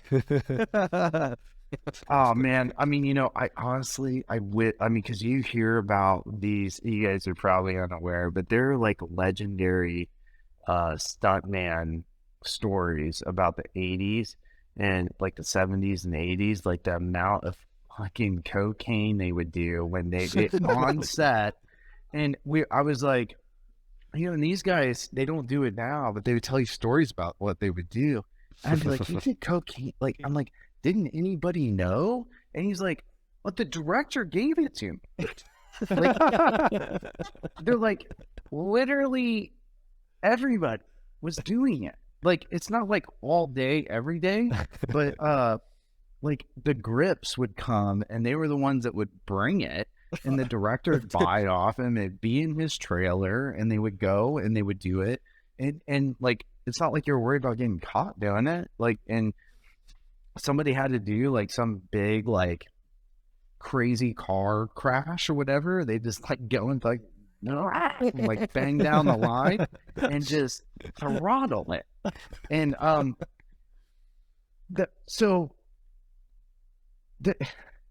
I mean, yeah, there's stuff about like being on location and, you know, like there's guys that were sleeping with actresses where you're like, oh, like, I don't know. I feel like you can look it up, but I think it was when Arnold was filming one of his films. It might have been Conan. Yeah, I think it was Conan. And the stunt man or the stunt coordinator was sleeping with the girl, the love interest. And Conan, and like she was like running late to set because they were like up all night, like just like wild stuff. So I'm circling back around here. No. I feel like I wish there was like a mix of in between, because like we're doing, you certainly won't want to be on a wire falling, you know, 30, 40 feet and worried about like your rigging guy being on cocaine, like, or up on, but like, you know, I just wish there was a little bit more relaxed and a little bit more fun. And I mean, my goodness, these people are wearing masks and stuff on set still, and you're just like, they're like, guys, like, good God, like, I'm about to jump through a window and then get caught on fire. Like, I'm not worried about a fucking cold bath. And am I allowed to cuss on this one? Yeah, No, definitely, yes, 100%. Yeah, okay. Yeah, we're past the So, 8-minute I mark mean, in YouTube. yeah. So, like, you know, I'm not like a cowboy or anything. Like, I really want to do risk management. I take gun safety super seriously. I never point even a fake gun, like a rubber one that literally doesn't even fire. I never pointed at somebody and act like go, like I just don't mess around. But I also see how stupid actors can be sometimes, and that's not their forte, right? They're there to act, and I don't feel like with the like Alec Baldwin thing, like I don't feel like the blame can be placed on him, because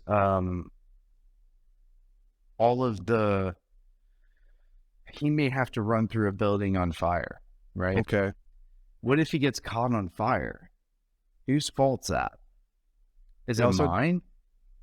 or is it his, right? Yeah. He's not a professional at running through a building on fire. There are special effects people, there are stunt people, there are the people that make the path, there are the people that make sure that the fire is in the right place. There's us walking him through it properly, making sure it's going to be hard to see, doesn't run into a camera and then fall and catch on fire for real, and like make sure his clothing is fireproof, because we'll spray like a chemical on it so it actually can't catch on fire. If he trips and falls in the fire, he won't catch on fire. There's so many things that are like, you actor do not need to be a professional at running through a building on fire, because we're going to make it stupid proof. And you can be stupid, just look pretty, right? So when it comes down to like, I don't mess around with gun safety. I always want to look in the barrel and make sure it's empty. I know how to check my clip. Like, I know what I'm looking at. That doesn't mean that they should, right? So although I take safety like very seriously, especially with stuff like that, it would be nice to have a little bit looser of a set and everybody be a little bit more wild. So I wish there was a mix between the 1920s and now. I got balance between responsibility and being like, hey, we're making movies, we're making dreams. Let's have fun. You have to be careful asking me questions that like resonate with me, because I'll just sit here and talk about it forever. That's great. I don't know what. I'm like, they don't even know what I'm answering at this point. That was great. No, it's great. Answer. We love it, because it was also like our intention to humanize more the work that goes behind movies, and that is great. Like I'm like now it's like shit. Responsibility is a big thing when you are like responsible for the actor's safety. And now we leave it up to Andrea. What are your questions, Andrea? And Eric, you actually took one of my questions, because I was going to ask you specifically about the Alec Baldwin situation and gun safety on set. So thank you for answering that without me having to say anything. Yeah, I think there's many things that are not in the news yet. And I don't know them specifically, but when they say the gun couldn't have been fired without pulling the trigger, right? Well, if I'm doing a time period movie, I'm only going to have a 6-shooter, right?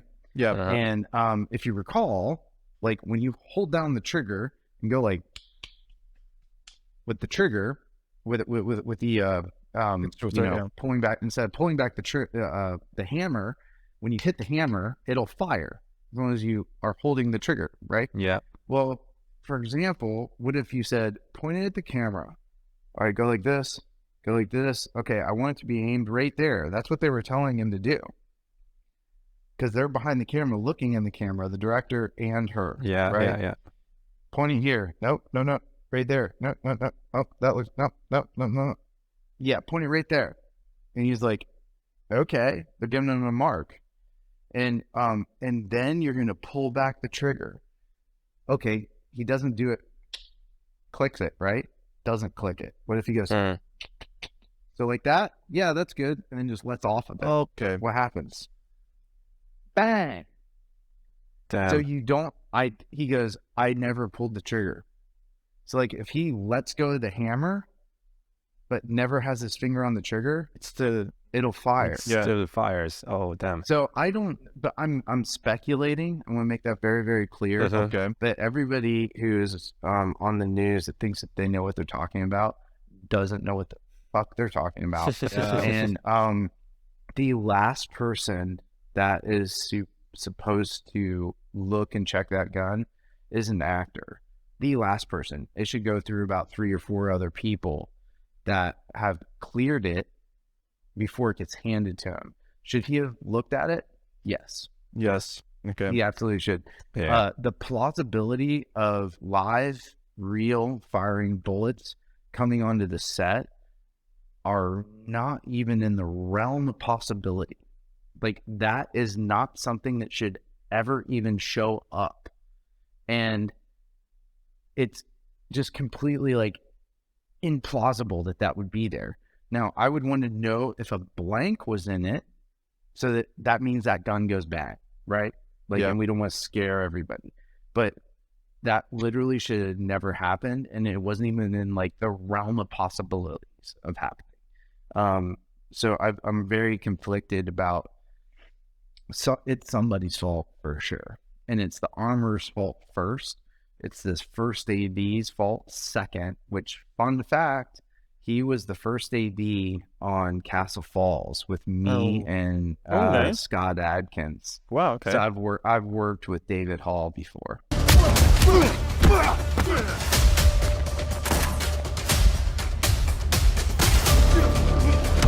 Oh man.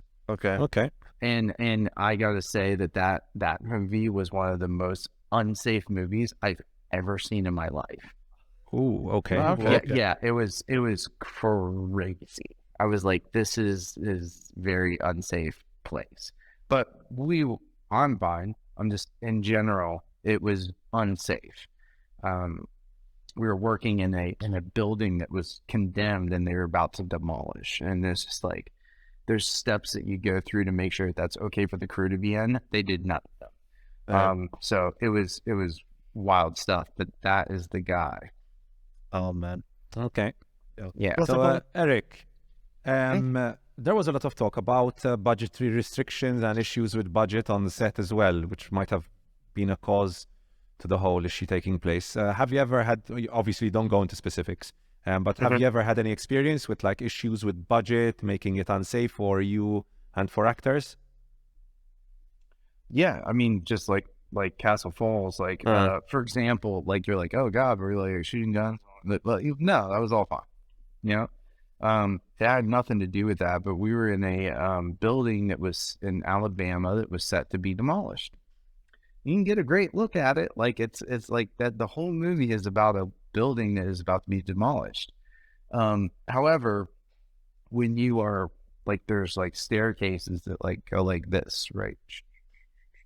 I mean, the thing's 20 stories high, right? So, or maybe 14. I mean, it's like almost 200-foot tall building, and I was hanging out on the outside of it. So there was no railing, and and of course the elevators don't work, right? So like the crew's carrying camera equipment, all this stuff up these stairs. And they had taken down the railing because they were demolishing it. They're pulling all the things that were valuable out of it. There was no doors, like, stuff like that. Like most of the windows were gone or broken or whatever. There were homeless people living in there that they decided not to clear them because it's like their home. And they were like, went around and let all of them know that the production was going to be there and we're not trying to harm you. And like, we need to be here. Would you mind moving for a day to a different room or whatever? They were very respectful of the homeless people there. And all the homeless people were cool. They're like, get free coffee. Like, it's all good, right? Like, so those things were great, right? But there was no railing. So when you're up about 10 stories up with a camera, like it's dark in there, there was no lighting. They expected everyone to wear like a light on their head or something like that. And if you tripped a bell, you're going bing, bing, bing, bing, bing, bing, bing, bing, Oh my to your God. death. And I was like, I've never seen like anything like this before. Like they would normally like put up temporary railings. Yeah. They would at least put in glow tape so you can see the steps. Nope. Like you're just like, dude, like I'm fine. I know to be super careful and watch where I'm stepping and have my flashlight that like lights up the whole area. But crazy. Yeah. Crazy stuff. All right. So last week we had pretty much like 1/3 of the podcast discussing James Gunn and the future of the DC universe. You worked with James Gunn on the Jesus. Suicide Squad, right? I sure did. Let's get it. This is suicide. Well, that's kind of our thing. Nope. Can you describe your experience on that movie? He's he gets intense, like where he like was yelling at somebody, not me, like, like whatever. But But I think it's like communication things. I think everybody has a lot of pressure, and there's somebody that's like, you give them instructions that you think are clear, and then they don't. They do the exact opposite, and you're like, you idiot, He's like on this microphone, like yelling at the actor out there. But he was fine. I didn't have to interact with him, and I saw him walk by him, and whatever, and like him like. Telling you what, like they're like, oh, you're the guy here to light everybody on fire, and I'm like, that's me. That's me. I'm just like, I don't give a fuck. Like, I don't know. Yeah, I'm here to light people on fire, and they're like, all right, cool. Like, I guess you're pretty good, and I'm like, guess we'll see, right? Like, like, whatever, man. Like, but yeah, we crushed it, and I have to talk to John Cena and make sure he knows where it's going to be this and where the fire is going to be and what's going to happen, what I'm going to do, and like what like so he knows like the safety that he can perform and feel comfortable that this guy has got his back, and that I'm not going to let anything happen to him. I tell him what will happen if something goes wrong and what we're going to do to protect him and protect the performer. And I'm like, but hey, man, I've been doing this for 15 years. You're good. And I show him the test, and he's like, yeah, sit, dude. So yeah, it was all good. Like, I don't know, James was fine. As far as DC goes, I don't know, man. I think it'll end up being okay. And I'm glad they finally like got their shit together and decided to do something about that mess.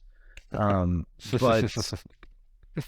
I think if you're gonna reboot Superman, which I really want to see Cavill be in a good Superman movie, because he is a damn good Superman. I think he's awesome. I wish he would have just like gave him the shot, right? Yeah, because he could have done it, and I think Zack Snyder's an idiot. But I'm like, yeah, all your stuff looks real pretty, but your stories suck. And so, like, are you really any good? But hey, let's give him another chance. Why not? Like, let's just keep cranking out crap. But if you're gonna get rid of Cavill, fine. Everybody's got to go. Yeah. Right? Wonder Woman gone. Yeah. Flash. I mean, that dude's like doing naughty things to 18 young people. He's breaking rules and like, I mean, dude, out. Shazam, out. I love Zachary Levi, and I think he's an awesome Shazam. And I was part of Black Adam and look forward to that stuff going forward. But that obviously means The Rock is now not Black Adam. And I bet they just don't touch that character for about 7 years or something like that. They just like let it go away. But Aquaman, gone. Gotta go, dude. Like, it's gotta go. Like, every single thing has to go, or your new Superman is trash. Yeah. Yeah. I think the Cavill and Johnson issue was something to do with the agent, because they both have the same agent, and I think it's not coincidence that they both. I think if you want to reboot and start over with a different story, like, and you want to go back in time and I think that they did like Cavill. I think that he wants Superman to be younger because he has a 10-year plan, and you let Cavill do it for 10 years, then he's like, we're doing old Superman stories, and we've already done old Batman stories. So, yeah, I think you need a new Batman, too. I think Robert did a pretty good job, and it sounds like they're going to keep that in the DC Otherworld universe or whatever. But you need a new Batman, You need a new Flash. All of them need to be new, and I don't think you have to retell the same stories, but they want to jump in at a more interesting time. I mean, man, they really effed up. Like, they just gotta start all the way over. Yeah, right. They said they're going to reset the timeline, so we'll see. After the Flash movie, most probably they might be let away, and the new Flash comes in. So hopefully we'll see that. Andrea, any other questions? Yeah, I have one last question. As someone who loves going to the gym and training and sports and whatnot, obviously training for you is a massive part of the job. I know you were in 300 Rise of an Empire. I saw a clip and damn, you looked good in that. Can you tell us the secret to looking like that?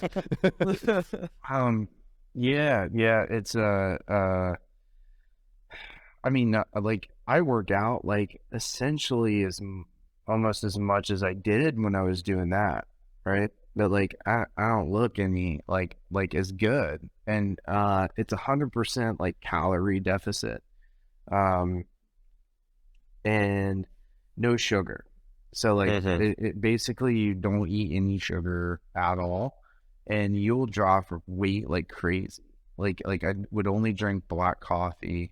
I'd only drink, like whiskey with ice, like nothing in it. You can still eat carbs and stuff like that, but there's nothing that has any sugar in it whatsoever. Everything's clean. You need as many vegetables. Actually, it told me you can eat as many vegetables as you want. You need 7 pounds of vegetables a day. It just is gone. Yeah, it's gone. Like it's impossible to eat too many vegetables. Because there's not a lot to them, and you just run through it. There's a little bit of sugar and fruit. Like you can have some, but you don't want to like overdo it on fruit, right? You want to replace that with vegetables, and you have a little bit of like potatoes and stuff like that. But basically, you're just dealing with calorie deficit. So unless you're like on gear or something, you're not going to gain any muscle. I'm removing all the fat, so the muscle that's already there shows up. Yeah. And that's exactly what I did to double Jake Gyllenhaal. There wasn't enough time to look like him because he'd been like prepping to become like a little bit bigger and a little bit leaner for months, right? And I was like, I got the job, and it was like time to catch up. So I just cut out sugar, and I would just almost essentially like not eat. Because I was just working out and then just dropping weight. And my bench went down to like, I came back and I could do like 150 pounds. Like there's this like, and I mean, I probably could have pressed through a little bit more, but I think I was maxing out maybe at 180, but I was just taking it slow because I already knew what was happening. And it took, I don't know, like 3-4 weeks of just like eating regular food and making everything come back. I was back up like bench 245, no problem. But it was you cheat. You're cheating. Like it's not real. Like that's not sustainable or even real.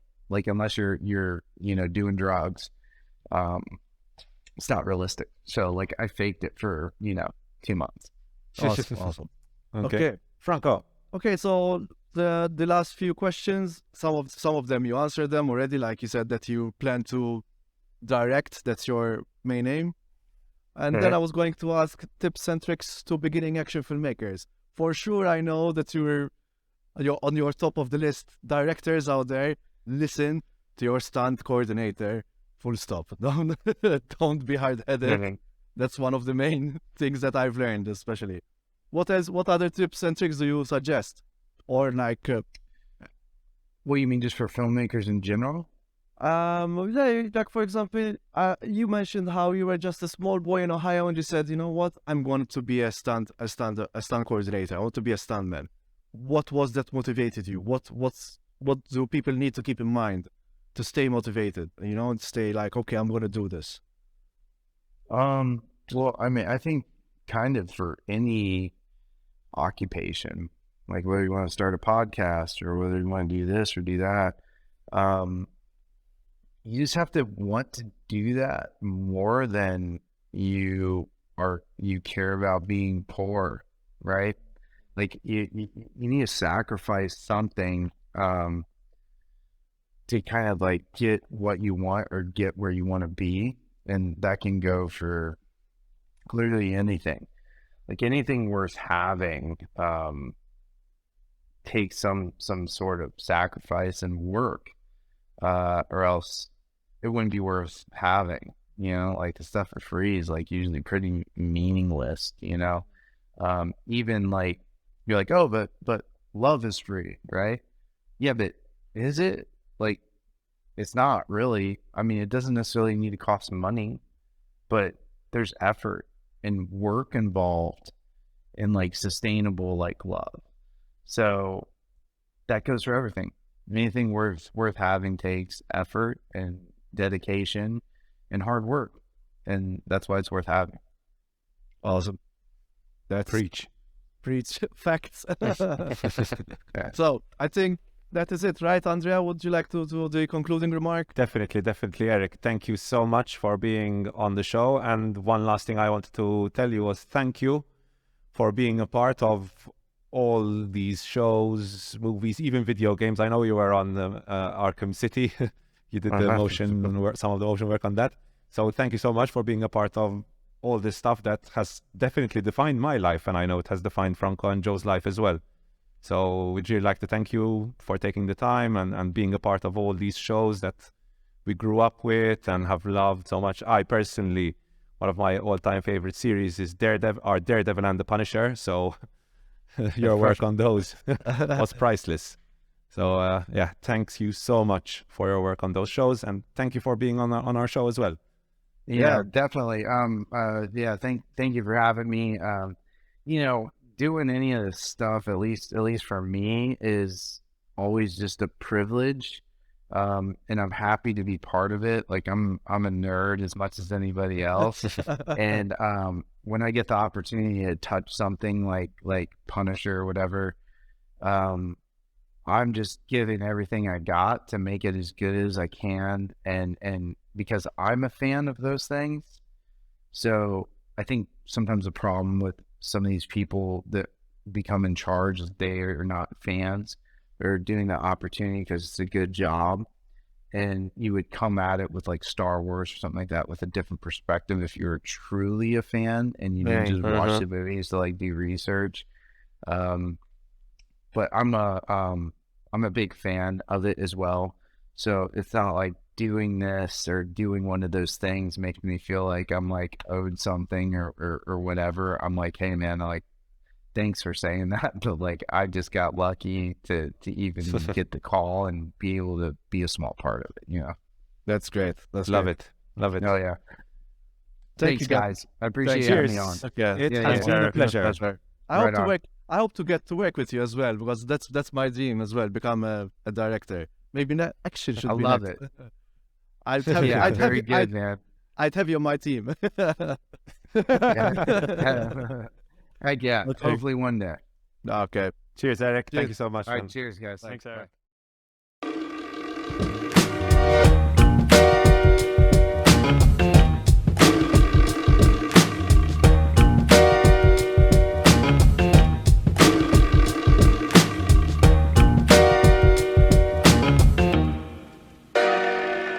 Okay, guys, that just happened. That was our interview segment with Eric Linden. It was an incredible interview. I had a really good time asking questions and hearing all his fascinating anecdotes. Yeah. And Franco and Joe, I know you also had a very, very good time. He ripped the curtain like open as like, but at the same time, it's like, even for our viewers and listeners, please. Actually, viewers and listeners, comment below what did you think about this interview. For me, it was just like even more education. Like, listen to your stunt coordinator. Like, even for me as a directing duty, that's a really interesting. You know, it's something that I have to be very much aware of, because you have a vision, but then you have to be aware that your cast and team has to be safe on set. That was really an education. Joe. Yeah. No, it was great. I was actually surprised with how transparent he was with us. He's a very, very good interview subject for sure. It was like what was great is that it just felt like as we went along, we all became a little bit more comfortable with each other. Yeah. And it felt like, at first it felt like an interview, and then it was just like, we're just like kind of like four guys just having a chat, which is always nice. Yeah. It's always nice when you can get that. Sometimes it's a bit too formal with people, but it was great hanging out with Eric. And he also watched Babylon, which we're going to review soon. He did. Because the next segment of our show is now the review segment. We've got 3 movies to discuss today. We've got The Whale, we've got To Leslie, And we've got Babylon, which Joe has already reviewed, but Franco and I managed to watch it last night, and we have a lot of thoughts about that. So let's get into the first movie. And Joe, luckily, managed to get to watch The Whale last night. So, Joe, what did you think about The Whale?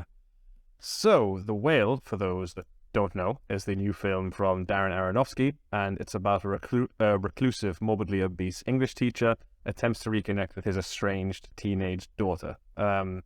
This is obviously, probably everyone has heard by now, Brendan Fraser's first properly dramatic role, probably in about 15 years, where he just hasn't had a bit part, something like that. Sadie Sink is also in the movie, as well as Hong Chow, and also Ty Simpkins, I believe. It's a very tough one, actually, guys. I haven't fully decided on what I definitely think about this film. It is definitely good. It's not the Aronofsky where it's like Mother and things are fucking out of whack and you don't know what's going on half the time. This is extremely grounded this time. It feels like a very, very classic character study from the 1970s or something like that, because the film is essentially different moments of Brendan Fraser speaking to the different people in his life. So I believe it's Lily, the character that Hong Chow plays, who's basically his best friend, and she's a nurse also. But yeah, it's basically just different scenes of him speaking with the different people in his life, and then him eating. Now, what I don't like about anything surrounding this film, when it premiered at festivals, it made quite a splash, mainly because of the performance, and Brendan Fraser is, quite rightly so, I think, nominated for an Oscar, because I'll start off by saying he is fantastic in this. I, as someone who is a fan of him because I grew up watching Jaws of the Jungle and the Mummy movies, I didn't think he was capable of something like this. And it can be tough when someone is in that much costume and makeup, because he's in a full fat suit for the entire film. So it can be tough then to actually act through that, and he definitely does that. He's fantastic. But there's this weird narrative around this film, predominantly coming out of the United States, where apparently it's very anti-fat people, and it's very negative towards fat people. Fatphobic, yeah. Yes, fatphobic. Now, basically the whole thing in the film, not to spoil it, is the reason he is so large is because he's got an emotional connection to food. He's experienced something bad, and because he's upset, he eats a lot. Right? It's his coping mechanism. Mm. And I actually think, I'd actually read an article, I believe, on The Guardian in the UK, where someone who was morbidly obese as well, it was kind of a bit article, they said how important this film was to them, because they felt represented in a way.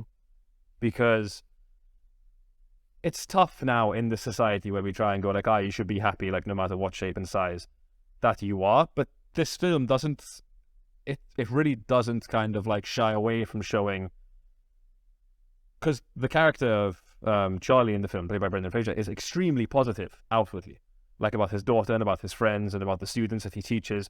He's so positive, and he loves the English language, and he loves writing especially. And you kind of ask yourself, but why would someone so positive do this to themselves? It's so unhealthy to eat that amount of food.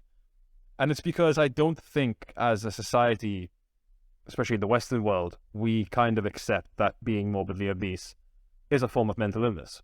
I'm sure you guys will remember in the 2000s, there was a huge boom in films, mainly depicting female characters going through anorexia or going through bulimia. And it got into the mental side of that this isn't just they do this as a physical abuse thing. This is because they could have gone through some form of trauma, and that's why they're doing this to their bodies. And I don't think Western society has fully accepted that people who are morbidly obese are going through something similar. It's just on the other end of a spectrum. Now, I wouldn't say I'm morbidly obese by any turn of the phrase, but I am a large person. I do have a complicated relationship with food. I can be very honest about that. And part of the complicated relationship I have with food, especially growing up, when I would get upset, food would comfort me. I would go to food and I would eat. And there's a particular scene in this film where I wasn't disgusted, but it kind of like made me look at myself, and I really had a lot of empathy for this person, where essentially something bad happens and there's like almost like a montage of him eating. And a lot of people look at that and they'll go, oh no, but it's so exaggerated, like the way he's eating in the film. Like no one would actually do that. No, guys, like having been there, this like montage scene he has, I've been close to like that level of like binge before, where I've been so down in the dumps mentally and food is the only thing I have to go to.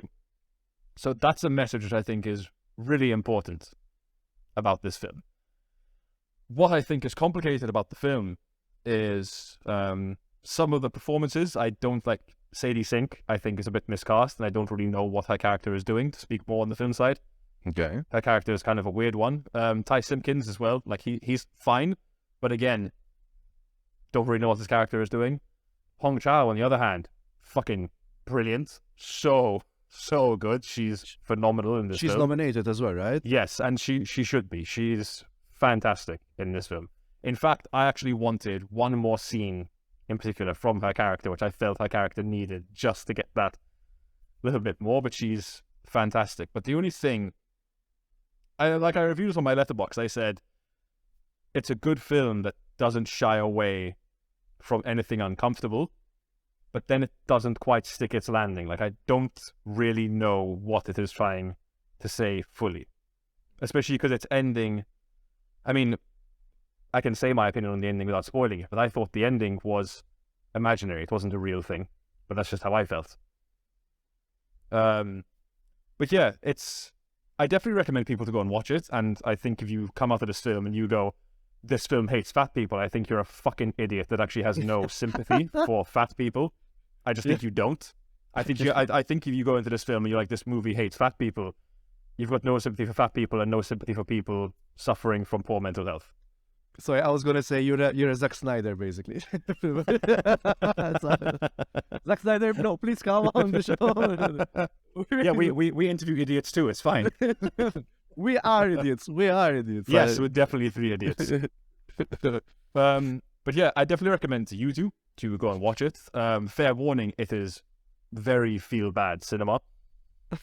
It's very ugly, but it's very ugly on purpose. In fact, there's only like one set in this film which is not ugly, and I won't spoil that, but it's for very good. It makes sense why it is not ugly. This one particular set. It's a tough one. It's a very good performance. I don't know why the American media has gone against it the way it has, but I know that in Europe it did very well, because I believe it premiered in Europe when it had premiered at festivals. Venice, yeah. Yeah. It's weird. It's quite, as someone, I have a complicated relationship with Aronofsky. I don't like many of his films. I like that he's taken this swing at a full-on, just an old-fashioned character study. And that's another thing I feel like, as a filmic society, as a cinema society, especially the Western side of it, we don't accept character studies anymore. As like, if we get a film, like if we look at just the TV series of Dahmer, right? If someone makes that, and these are like things that were done in the 70s all the time, Taxi Driver, character study of someone suffering from bad mental health and insomnia, right? We take that nowadays as, this film is in support of these people and that's a bad thing, or it hates these people, which I find so bizarre. Like when Dahmer came out, they were like, this is glorifying a serial killer. No, it is showing what happened, that this person was this way because of these things. Maybe it led to these other things, but this is just the way it was. And like what The Whale does, you've got a guy who is morbidly obese, is also violently depressed, and that is the way it is, and that is the way he lives. And I feel like we, as I said, as a filmic society, especially in our Western media, we don't accept that anymore. We take that as either it's belittling a minority, or it's taking a particular stance. And I feel like we need to learn to just be like, look, this is just a portrait of something. This is it's how it is. It's too sanitized. I mean, there's no point. It's almost I feel like much of these people that's go like it's belittling. Yeah. I remember the first time we had the issue of censorship in Malta. Look, it is what it is. Yeah. And these people don't need like babying. Let them feel their own feelings. Don't feel for them, you know. That's it. Like I'm listening to the conservative voices that I heard the first time there was the censorship debate in Malta, and they're coming from my own guys almost like, oh, yo guys, what are you saying? Like you cannot sanitize it. Yeah. Easy. Yeah, no, I agree that there's actually a really good line in the film where he literally tells his students, it's not really a spoiler at all, but he tells his students, he's like, look, fuck the readings, fuck the papers, just write me something honest. Mm. And in a way, I do feel like that was Aronofsky just going, here's an honest portrayal of a very depressed fat person. You know? And it can be, like as I said, it's ugly just because it's so feel bad. But we need to kind of like break this thing. I mean, like I feel like why the American media have taken it to be like this film is fat phobic is because the character does hate himself, and he does refer to himself as disgusting. But I mean, anyone with any form of fucking body dysmorphia, whether they're really skinny and they think that they're too skinny, or they're fat and they hate that they're too fat, they're gonna have some form of self-loathing towards themselves, are they not? Mm. I mean, shit. I mean, like you get people who you would say are like perfect. They're in great shape and they're really good looking, and they can have some form of body dysmorphia and have very negative thoughts towards themselves. Like it's not a director hating a certain kind of person. It's ridiculous. But I mean, that being said, I do think you guys should watch it, and I'd love to hear what you think. I would say the much of the problem was that they didn't cast an obese person. I see that kind of point, but then again, I'm gonna disagree with you here. It would be great if they found an obese person to cast. I'm still on the fence about it. To be honest, you know, it's like there's nothing to agree or disagree here. But you were gonna say it. But I would. It would be great if they found an obese person to cast, and representation definitely does matter. But at the end of the day, actors act. As long as you're not doing something where it's mimicry to a offensive standpoint, I don't think there's an issue. Why don't we get bodybuilders to play superheroes? No, we get actors. Jonathan Majors got ripped for his for Magazine Dreams. He's huge. Yeah. I mean, it would be a ridiculous ask to ask Brendan Fraser to gain the kind of weight that he is in The Whale. In fact, I was going to say it's kind of like this is a half dig at Malta, as I believe they are still the second fattest country in the world. Sorry, I didn't hear that. Sorry. So I mean, I grew up in Malta. I can just blame my fatness on Malta, but anyway. I agree. Yeah, man. Joe, I totally agree. I believe many Maltese people should go watch this film because, as I said in the montage where he's eating a lot, I kind of thought to myself like, "Fuck, I'd never want to do that." And not in like a disgusted way of like he's so fat he's disgusting, in more of just like a shameful way of like that level of indulgence, whether it be food, whether it be drugs, whether it be drink, whether it's anything. You shouldn't have that level of indulgence in anything, I believe. Like that's when it becomes mental illness. I think this goes into Leslie as well, because there is this kind of like reprehensible behavior into Leslie. Okay. Well, I haven't seen To Leslie, so you guys take it away. To Leslie is the story about a woman, obviously called Leslie, and you see her journey from a reprehensible alcoholic to becoming a reformed woman. That's basically the story, to say in a few words. I was comparing it to Leaving Las Vegas with Nicolas Cage's alcoholic character. But those are the similarities. That's where the similarities stop. It just has the same themes of alcoholism. I call it like a redemption story as well, where an alcoholic is given another chance at life, and it's a movie that relies a lot on dramatic tension. Like, is she going to drink again? Is she going to do the same stuff again? You know, almost. Yeah, actually, it was the drama. The movie relies a lot on dramatic tension of whether Leslie will manage to clean her act up or fall through the cracks again. And I think it's the moral of this movie is a little kindness goes a very long way. Shasaf, Andrea, what do you think? Yeah, I agree with that. With regard to Leslie, I would agree a lot with what basically every Hollywood celebrity said about it, that it's a little movie with a massive heart. Obviously, jokes aside, I don't maybe agree 100% that it is that much of a little movie, because you've got quite a big cast. I mean, you've got Mark Maron in it as well, so Alison Janney. Yeah. And, so it's not the smallest of movies, let's put it that way. And Dutch, the actor who plays Dutch, Stephen Root, is in Get Out and in The Empty Man. Oh, okay. All right. Yeah. And one day you're going to watch that film, Andrea, and you're going to be so underwhelmed. And also, I recognized Bubbles from The Wire. Oh, yeah. That's Andre Arroyo. Bubbles from The Wire, which is, I don't know if you guys know, it's my all-time favorite series. The Wire. It's a lot of people's all-time favorite. I've never seen it. So. Season 4 in The Wire is my all-time favorite season, and especially, obviously, it touches me a lot because it touches a lot on education. So obviously that's my area of expertise, and it's a powerful. But anyways, off-topic tangent. Back to Leslie. I watched it with my mom and dad, and it was a powerful movie. My mom said that a movie hasn't held her attention this much for a very, very long time. I thought that Andrea Riseborough's interpretation of an alcohol addict was spot on. Like, no discussion about whether she deserved the nomination or not. Yes, she 100% deserved the nomination for her appearance as Leslie.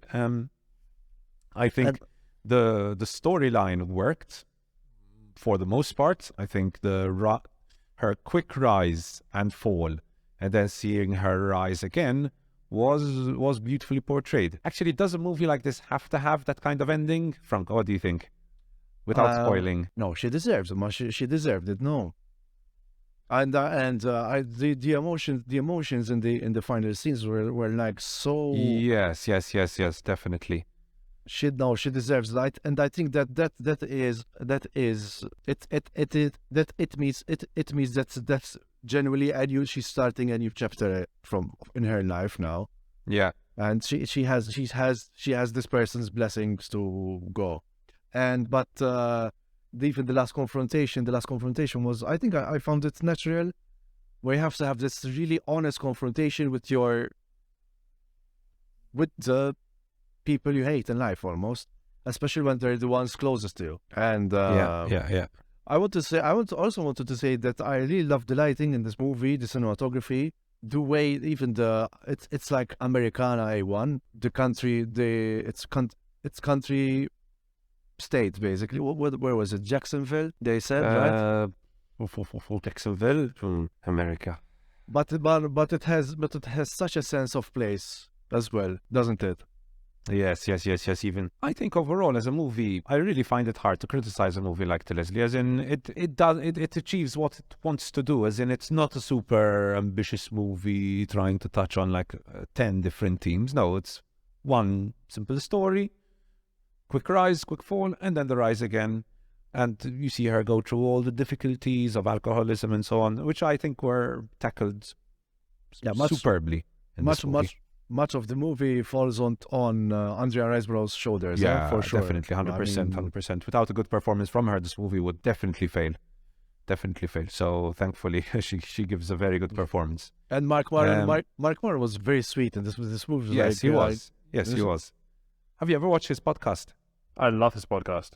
I haven't heard yet, but is it good? I mean, it's legendary, his podcast. He's one of like the first ones to get like real success in it. Okay. He's really good. Okay. Every time he's got like a noteworthy guest, someone I'm interested in, I listen to every time. I recently just listened to his talk with Todd Field, actually. Very, very good talk. Ooh, okay. He gets everyone, because he is one of the biggest podcasts, not just the world, but mainly the United States. Maybe that should be our next guest then, Mark Maron. I wish. He's great because he does basically half of the podcast is just him. Where he's just talking aimlessly, and then he gets a guest on, and then it's done. Okay. But what's the podcast called? What the fuck with Mark Maron. Okay. Yeah. Okay. That's why I had always started. Is always what's up? What the fuckers? What the fuck nicks? It's very good. I'm a big fan of Mark Maron. So he won't be on YouTube any longer. Within the first 6 minutes, he goes like. Yeah, no, he got me through my Uber Eats delivery days when I was delivering food on a bicycle in Scotland in the winter months. Not good. And I just had to just listen to him all day, and it's like, I felt like my best friend.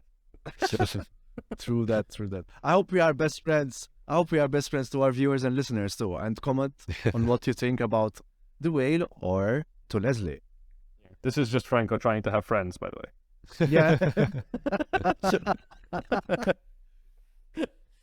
I still have no gamer friends. So, Franco, do you have anything else to say about to Leslie? No, I mean it's like you said, it's a drama movie. It's very simple. Like I don't think it covers new ground, but it's mostly commendable on the fact that Andrea Riseborough is amazing in this movie. Definitely, I agreed. It's a simple story. It does what it has to do. I had a very good time. I was 100% invested into Leslie's story. Yes. So yeah, it's highly recommended if you're looking for it's not the easiest of movies to watch, to be fair, especially obviously because of all the alcoholism that is portrayed and addiction and so on. So obviously keep that in mind when you go in to watch it. But a highly recommended movie, and one I don't think I'll ever watch. It's not a rewatchable movie. It's a tough movie to watch, but I definitely had a good time with it. Okay, so that leads us to, I think, definitely 100% the most extravagant of the three. That's Babylon. So last night, me and Franco managed to watch Babylon. Joe has already done his review. So we'll just quickly give you our thoughts on Babylon. Definitely quite a movie. Franco, what do you think? Before you continue, I just want to say welcome to the Hive. It is definitely a movie. It's hairstyles. No, this movie has been very divisive. I understand why. I'm in the middle. I'm in the middle because I found it very entertaining. I wasn't bored. But for me, it did like Joe. You were correct. It is too long. In fact, I call it Babylon. I never said it was too long. No, you said it didn't feel long. No, I said you were right about me saying. That it would be too long. Yeah. Oh, yeah, but no doubt in my mind. Anything over 2 hours for you, like no, chop it. Wait, no. Tar was almost 3 hours, but I didn't shit on that on Tar. You didn't shit on it, but you did say you can lose 10 minutes. All right, yes, okay. You're just obsessed with knives. Knives Out, sorry. Yeah. No, but it's true. But it's like, for example, I don't know about the ending. For example, was overwrought. It's like it could, like Bruce, in fact, was saying, like this movie could have ended on the shot of the audience when the camera. Okay, so we have to make sure that this is a spoilers review, by the way, spoiler heavy review. So skip the past. Yeah, your we podcast. haven't watched Babylon. Yeah, your podcast finishes here. Exactly.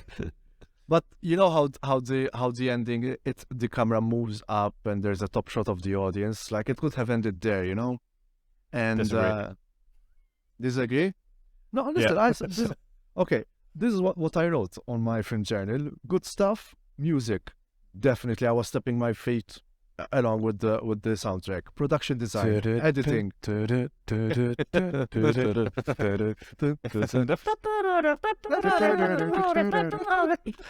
and there's your TikTok. Yeah. So the editing, the cinematography, all top notch. And I mean, it's expected from Chazelle. Chazelle is 100%. Is a technical master, and with some good meta jokes inserted. Like I especially generally performances throughout were very solid.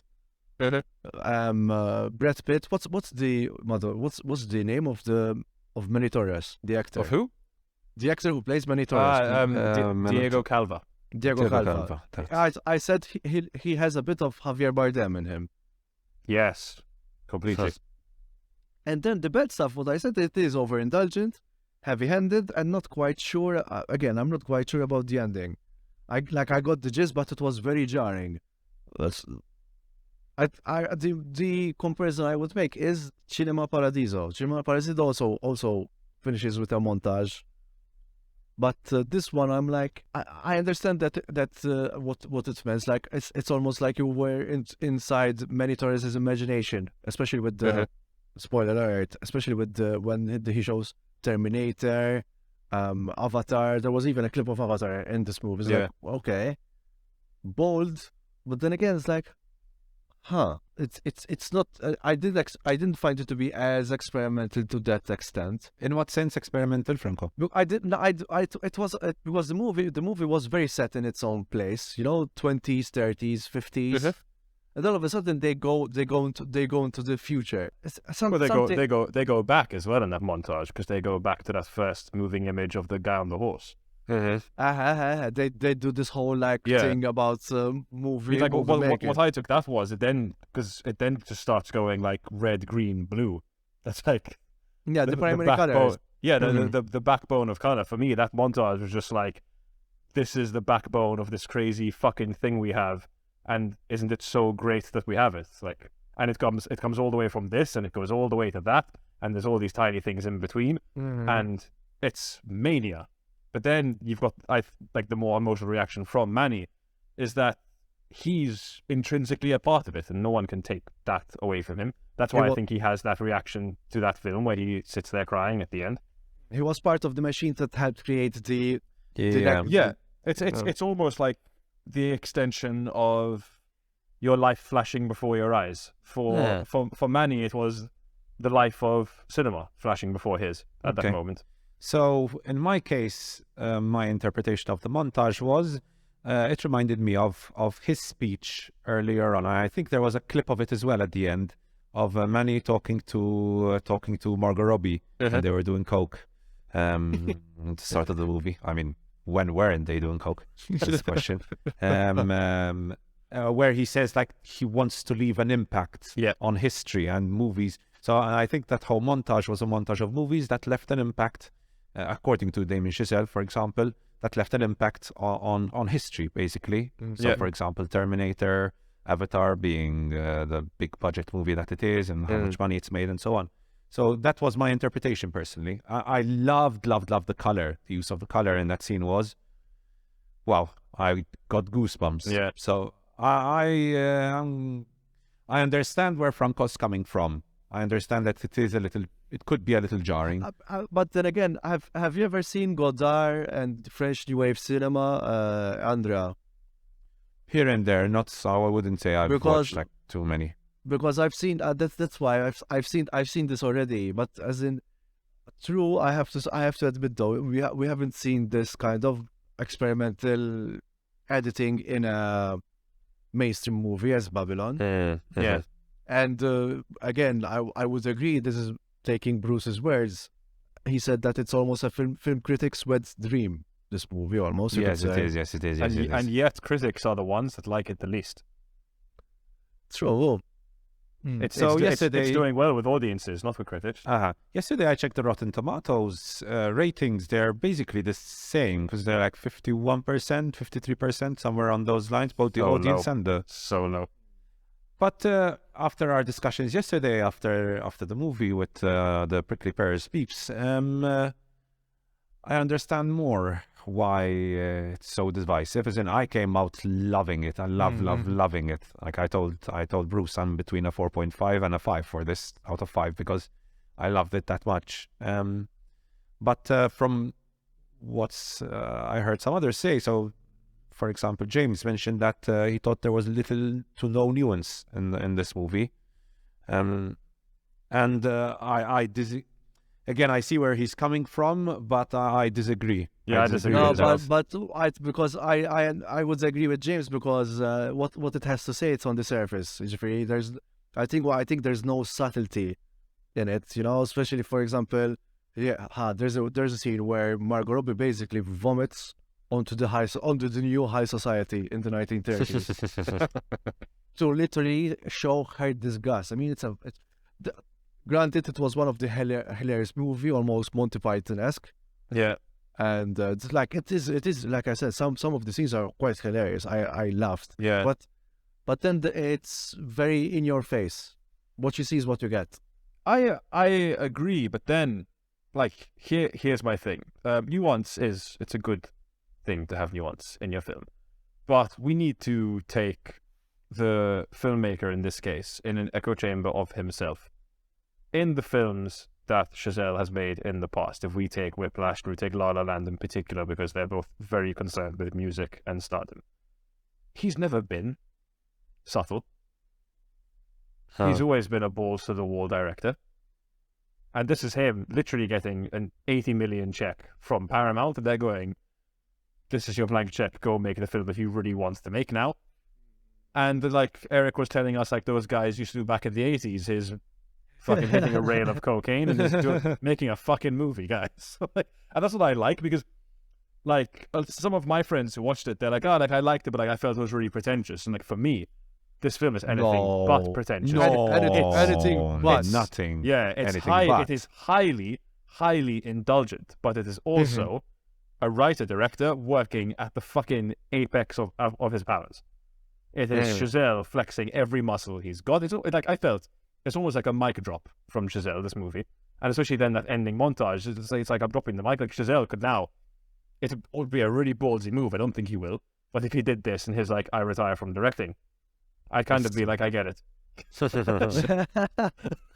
His magnum opus. Yeah. It is definitely a calling card, eh? So when I got home and Tristan asked me to describe the movie, I was like, it's like The Wolf of Wall Street hit The Great Gatsby, but it's much more visually spectacular than The Great Gatsby. Yeah, than anything Baz Luhrmann has ever done. And so I loved it. I absolutely loved it. I thought that it's a loud movie. So I got into it just a tiny bit worried that it was going to be indulgent, but not in the way, because it is indulgent, definitely, but in a good way, in an exciting way, in a fun way. So it's a very, very fun movie. And honestly, we're talking about length of the duration of the movie. I honestly could have watched another hour of this movie because I was having so much fun. Yeah. As I felt disappointed when the movie ended, honestly. I know it ended for me, it ended on the perfect note with the whole montage, but I could have watched another hour of it. And I know yesterday someone mentioned there's a 4-hour cut of this thing. I would kill to watch that, honestly. There are some small aspects here and there that I wish I got to see more. For example, Tobey Maguire. I would love to see more of Tobey Maguire. He was underused. He was underused. And I'm sure in the cut you'll see more of him. I feel like he was kind of lightning in the bottle though with what they had with that, where they had to use him effectively, because as well, his character and everything surrounding him, like that almost like it felt like to me when they go like into that like the fucking catacombs, basically. The asshole. Yeah, I thought to myself, like, is this like some metaphor where we're literally walking into hell? Because that's what it felt like. So I feel like he's really good, and like a part of me wants to see more of that character because it's demented, and I never thought Tobey Maguire was capable of something like that. But also I feel like if we spent too much time there, it would have taken me out of the full experience. I like that it was kind of just like a small vignette towards the end of the film, because it gets bonkers. Like, man, he kills a guy with an axe, and there's a guy eating rats. Like, there's loads of like deformed people around. There's a crocodile for some reason. I don't know. I did because I told Andrea that the horror element in that was not fully fledged this year, and again I didn't expect Damien Chazelle to be good in horror actually as well. I would love to see a Damien Chazelle horror now next. Yeah. No, I mean, he's shown with Babylon he can make people laugh. He can do like touching drama.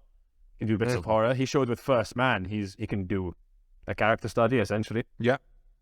Because if like people like First Man, like, it's going to be like Interstellar. No. This is a very centralized drama about a guy who struggles to connect with his family, so he goes to the moon. In fact, talking about nuance, First Man is actually quite nuanced. Actually, That's probably his biggest one, and actually that was one which people I feel like rated it really highly because of like the spectacle of it, and it looked really good. Like Ryan Gosling's very good in it.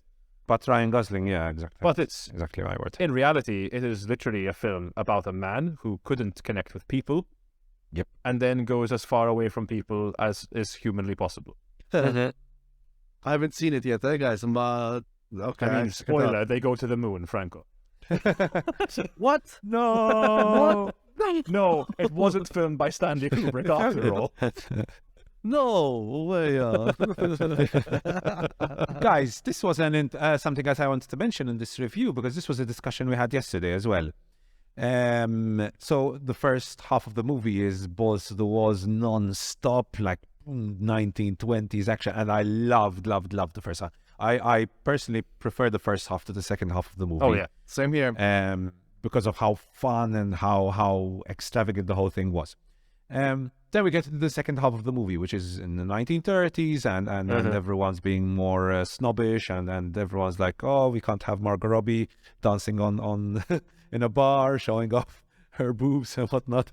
That's cut. So, and then we get the downfall of Brad Pitt and Margot Robbie's characters, basically, and Manny as well.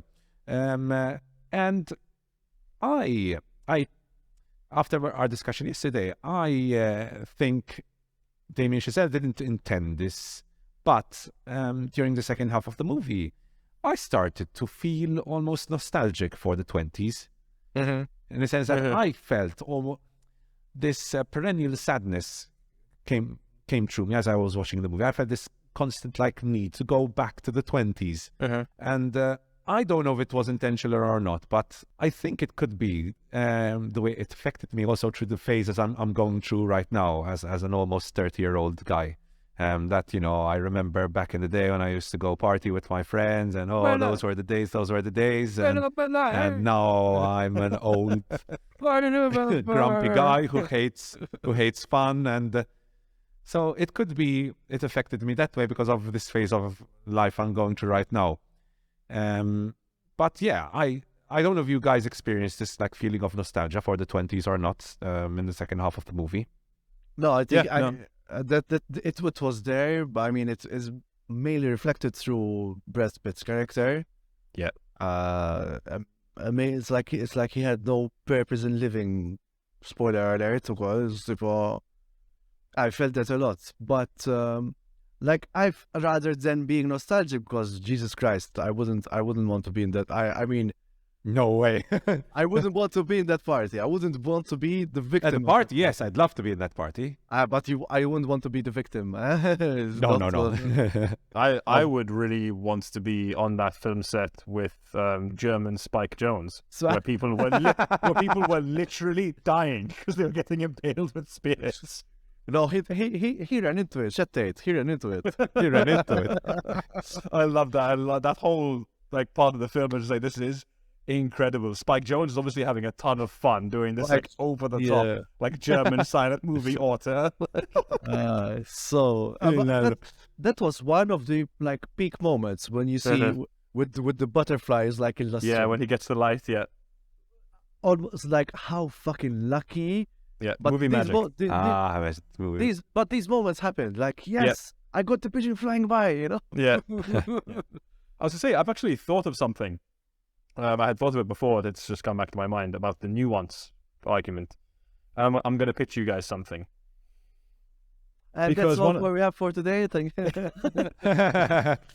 See you guys. Ciao. One of the smaller issues I had with the film when I first watched it, and then I ruminated on it, and that's when I thought of this argument for it, was the love that Manny had for Nellie. Now, obviously, it comes across as when he first meets her, she's just incredible, fucking wildcracker, and they're doing cocaine, and they have a great night, as just a pure infatuation kind of thing, which is fine. It's enough, really. But I feel that, because I feel when he becomes, he essentially introduces the talkies. Yes. right? When he goes to New York and stuff like that, and he becomes really successful. I feel that his love for her is also a little bit of guilt because he feels like with him becoming successful and bringing in the talkies, okay. he actually brought down her career because she couldn't survive as a actual actress.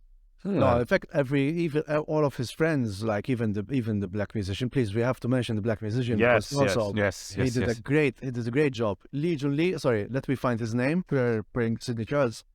Had great charisma in it. Jovan Adipo. Giovanna Depo and Lee Jun Lee. Lee Jun Lee. Yes, she was fantastic. Horrible. Oh, the So, by the way, guys, trivia time. You know, I sent you a link of the actual song. That is an actual song from the 30s. Yes. I had no idea. Yeah. But honestly, I prefer the version of the movie because, Yeah. as you said, Andrea, Agreed. during that moment, you could hear a pin drop and how the cinema was so quiet. Which everyone was like, Yeah. It was no full munching up. movie experience. So good. Man. And I was, I'm going to be honest, I was so turned on in that moment. half now. Jesus Christ, I think man. even if everyone like even Yes, even my- everyone. It was universal. It was such a beautifully erotic moment of cinema, and just the silence. Like, this was something else I wanted to mention in the review. Like, obviously, it's a very loud movie, very, very loud movie. And the soundtrack, like Franco said, and Joe, was spectacular. I'm still humming it to now. But those small moments of silence are so beautifully done. And that silent moment as she's walking, as Lee Jun Lin is walking, and she stops singing for a bit, like, perfect silence. And I loved how no one moved. Everyone's like, I could feel the tension in the cinema. I really could feel the tension in the cinema. Everyone like super tense. And that was beautiful. That was a beautiful moment in the cinema. Don't know if you had the same thing, Joe. No, it is absolutely the same thing. Literally, as you said, people had like popcorn going up and like stopped. Like, where's this going? No, exactly. Those are magical moments. So much magical moments you experience at the cinema. Yeah, which is why it's a movie total like cinema Babylon. film. Yeah, 100% cinema film. 100%. I'll definitely rewatch it. Yes. So No, I rewatch it as well. With my father's. Like, I think my father would like it as well. Like, because he grew up on these movies as well. Like, for sure, Clark Gable and because they make reference to Clark Gable, Gloria Swanson, who has Greta Garbo, and then like the introduction of many theater actors onto the silver screen, singing in the rain. singing in the rain. Yeah, my point before was I don't think it's fair to say that the film has no nuance, because when I thought more about the Nelly and Manny relationship, I thought that a part of him is not just love, it's guilt. I didn't think about this, but now you mention it. Yeah, it makes sense. Because I also saw the bit where he goes to visit her mother, where Nelly goes to visit her mother in the sanatorium, was a bit like added on. And again, this is where I agree with James that we saw her background in the square. The scene with her mother was like, he could have done with it almost, because Well, I disagree, because you say we saw the background and the squalor. What I took that as, because she's obviously not from LA, given her accent, she's from New Jersey. I just took that as she's a typical actress staying in a piece of shit apartment. oh, for sure, even When you see that. Giovanna Depo as well. Yes, exactly. I just thought that, these guys, they weren't like fully stars and they stayed in piece of shit places. I didn't see that like her background. The mum thing, yes, it's slightly tacked on, but you then see like why she has as many issues as she does, not just her dad or like that piece of shit apartment or stuff like that. Eric Roberts, Eric Roberts really made the good thing, man. Yeah, that's very good. He's the first man to try and fight a snake, I think I've seen on a film, and not even throw a punch. So yeah, Babylon, I loved it. Same. And I can't wait to watch it again, honestly. Yeah, I think I'm going to pre-order the Steelbook Blu-ray. I think that'll be my first Steelbook pre-order.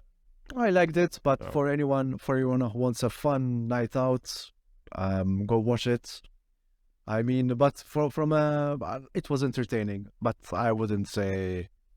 Yeah, I think we can say if you find no enjoyment in it, you truly have no joy. Yeah, no, that's true. Bishai loved a movie like this. Exactly. Yeah, everyone will love a movie. I mean, at least have some fun with a movie like this. I have two questions, guys, for you. First of all, Joe, you had mentioned this, but remind me, where would you put this in your top 10 movies of the year? I was going to say, in the last year, there have only been 3 movies where as soon as I finished them, I went, fuck, I could watch that again right now. And they were Banshees, they were Everything Everywhere All at Once, and they were Babylon. I will only agree on the last one. With regard to like rewatchability, like, oh, I have to watch this again, like now, give it to me now. Like Babylon, I went out and like, oh, damn, if it was in 2 hours, I'd watch it again at home. Babylon would have firmly been my number 3. Okay, Stra. Franco. Possibly my 2, actually. Nah, Possibly my 2. Wow. I would Damn. say honorable mention. Honorable mention for sure. Nah, that's boring. On a technical standpoint, honorable mention. But like I said, Man, if you're going to be like on a technical standpoint, this is an honorable mention. You're definitely going to be on my side about Elvis. I can't wait for you to watch that shit. no, listen. Like I said, did you mention in the podcast where I said I'd preferred this to Fabelmans? We hadn't started recording when we discussed this. Yes. Yes, prior to recording. I would Take say that, Spielberg. I would say I preferred this to Fabelmans, because Fabelmans was a bit more of a personal viewpoint of filmmaking. This one is a bit more again tearing the curtain to see what used to go on. It's like one of my most enjoyable moments there was seeing the chaos on set. And it's true. and it's true. Since they didn't have the prospect of lights, yeah, they had to film everything in like open air studios. Yes. Yep. Asbestos. Snow. I like that there's like 40 other films going on at the same time. Yeah, that was with the music, and yeah, live music. Yeah. And another moment that I enjoyed is, spoiler alert, the first time that what's her name? Nelly does a talkie. Oh, so good. So good. Editing tempo, and then was the final touch. I immediately my heart dropped immediately, because I know what happens when this. We have a good take. Were you rolling? No, you were like no. But this did something. I leave it to the. Not just that, the fucking cinematographer died. Black humor. Oh, there's lots of black humor. So good. Man, this movie was so funny. Franco probably heard my laughing. Yes, I was yes. laughing so loudly. I haven't laughed like that. Yeah, no, I haven't seen years, a cinema laugh like that. The snake scene in the cinema when she gets bitten on the neck and she's running around with a snake attached to her neck. The entire cinema I was in was just like screaming with laughter. You know, one moment where I really laughed was the ambulance scene. Just seeing him arrive with an ambulance, I was crying. I was laughing so loudly in that moment. In the ambulance scene, I was. I haven't laughed this much. I don't think any comedy movie in the past 10 years has made me laugh as much as Babylon did, honestly. It's not you people, basically. Yeah. Do you know what kept getting? You know what was getting me at the time when like I really shouldn't have been laughing? I'm the kind of person like when a situation's tense, but there's something mildly comedic, I find it that much funnier. And I was one of the few people like laughing at this in the film. When they meet the Tobey Maguire character and he's got like the big bodyguard, Ethan Suplee. No. I kept laughing when he kept spitting, man. Yes. Yeah, the cinema was our cinema was. Everyone was dying every time he like spit as well. Like a really sinister is this guy like trying to kill me, or is he just a weirdo kind of like line? If he did it, I mentioned the top 10, and now I'm going to my top 10. I really dislike some of the movies I have and the places they're in. But anyways, if I had to place Babylon somewhere, I don't know if it takes third place from The Northman or not. It's a question mark whether it takes third place from The Northman. I don't think it will beat The Decision to Leave and After Sun. But The Northman, it's either third or fourth. It's a battle with The Northman. By the way, guys, I'm actually reconsidering my opinion on After Sun. I have to watch that again. I'm reconsidering my opinion after Sun, actually. I have to make it Okay. clear, because you are right, Joe. I think I've been too harsh on that movie. Yeah, I think you were. Oh, 100%. 100%. As in, like I said, like there were moments where it's like Illustra. I think I have to rediscover that movie. Especially knowing how I mean, and again, not to blow my own trumpet. So I think you were right when you said there's some elements of After Sun, especially with the fact that it's semi-autobiographical. When I saw her photos, like damn man, she made the personal creative basically. Yeah.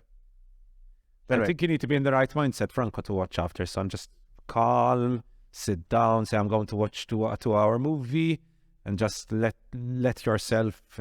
For sure. Definitely. Because even reconsidering, like it had lots going on of it. Like we said, like it captured the essence of our hotel summer. That you could almost smell the After Sun perfectly. It's very... And I think it was one of the most brutally honest portrayals of depression. Like, Yes. hey, Yeah. not yes. tragic, but just to the right point. Like when you're feeling aimless and like you don't see yourself any older than 40. La man, that is exactly generally exactly how I feel. Not joking. When I get hit with those kind of bouts, it's really. I think I have to reconsider my opinion for sure. There are a lot of parallels, Franco, with your short and After Sun Astra. There are a lot of parallels. What does Joe think? Yeah, that's good. I'll just wait for you to reevaluate your opinion, and we'll see. No, about the parallels, because I The think parallels. I mean, absolutely. And like one of my main points for After Sun was, despite I liked After Sun, I didn't love it, but one of my main points was you have to consider this is the person making their first feature as well. True. No, they made short movies. Yeah, they just made Yeah. short movies. Yeah. But it's a lot to make a feature, and to make a very personal feature. I mean, Franco, you've made a very personal short. I've also made a personal short before. I made a bad personal short. So There's still time to remake it. It's really okay. So, no, I don't think I'd do another short about me. I want to do genre. I want to write horror. It's true. You know, I had an idea about her. By the way, Joe. We speak after the. Yep. Anyway, All right, guys. Shall we end it here? I think this was a very, very interesting episode. We had a brilliant interview with Eric Linden. Actually went... I didn't expect it to go as well as it did. Honestly, the stuff we got was... Yeah. I think that's just Incredible. testament to us being like the best 3 hosts ever. So Agreed. that's the way I'm going to tell people it happened. So Agreed. yeah, And he's a really nice guy as well. He's a really nice guy. So I'm going to message him. Like we just finished recording, thanking him. Like you said, like I'm honestly, guys, like Joe and Andrea know, I try to reach out to these kind of people because we need these kind of insights. I think this was one of the most insightful interviews I've had so far. And we have more lined up, Jeffrey. Like definitely. We have a big one coming up soon. we have It's gonna be exciting. also someone involved that was involved with the original Squid Games.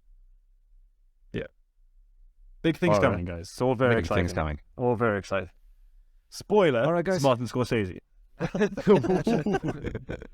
Grandpa, you know what I call him? Film Grandpa, man. I really He want him as he is the as my grandfather grandpa. of them. All right, guys. It's been a pleasure.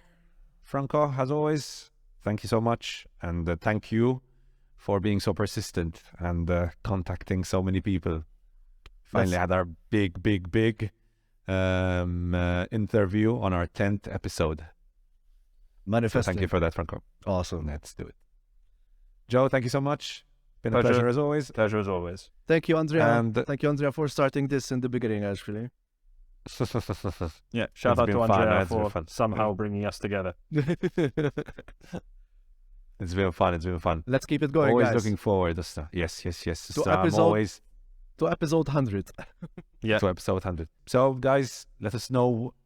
Basically, this has been a massive show. Let us know about the interview. What were your thoughts on his comments on like gun safety, the Alec Baldwin case. Even his comments on Zack Snyder, those were quite something. Which his advice to like he is right. He directs pretty pictures. He is unfortunately not unfortunately. He's right. So I mean, that's the kind of director he is, and he's fixated with God imagery for some reason. So yeah, and let us know also what you think if you've watched the movies To Leslie, The Whale and Babylon. Have you watched them? Are you looking forward to watching them if you have not? And let us know in the comment section below. Share this with your friends, like, subscribe, comment, get us into that algorithm. We really need that. So cheers, and we'll see you guys next time on the Ad Lib Podcast. Ciao. peace.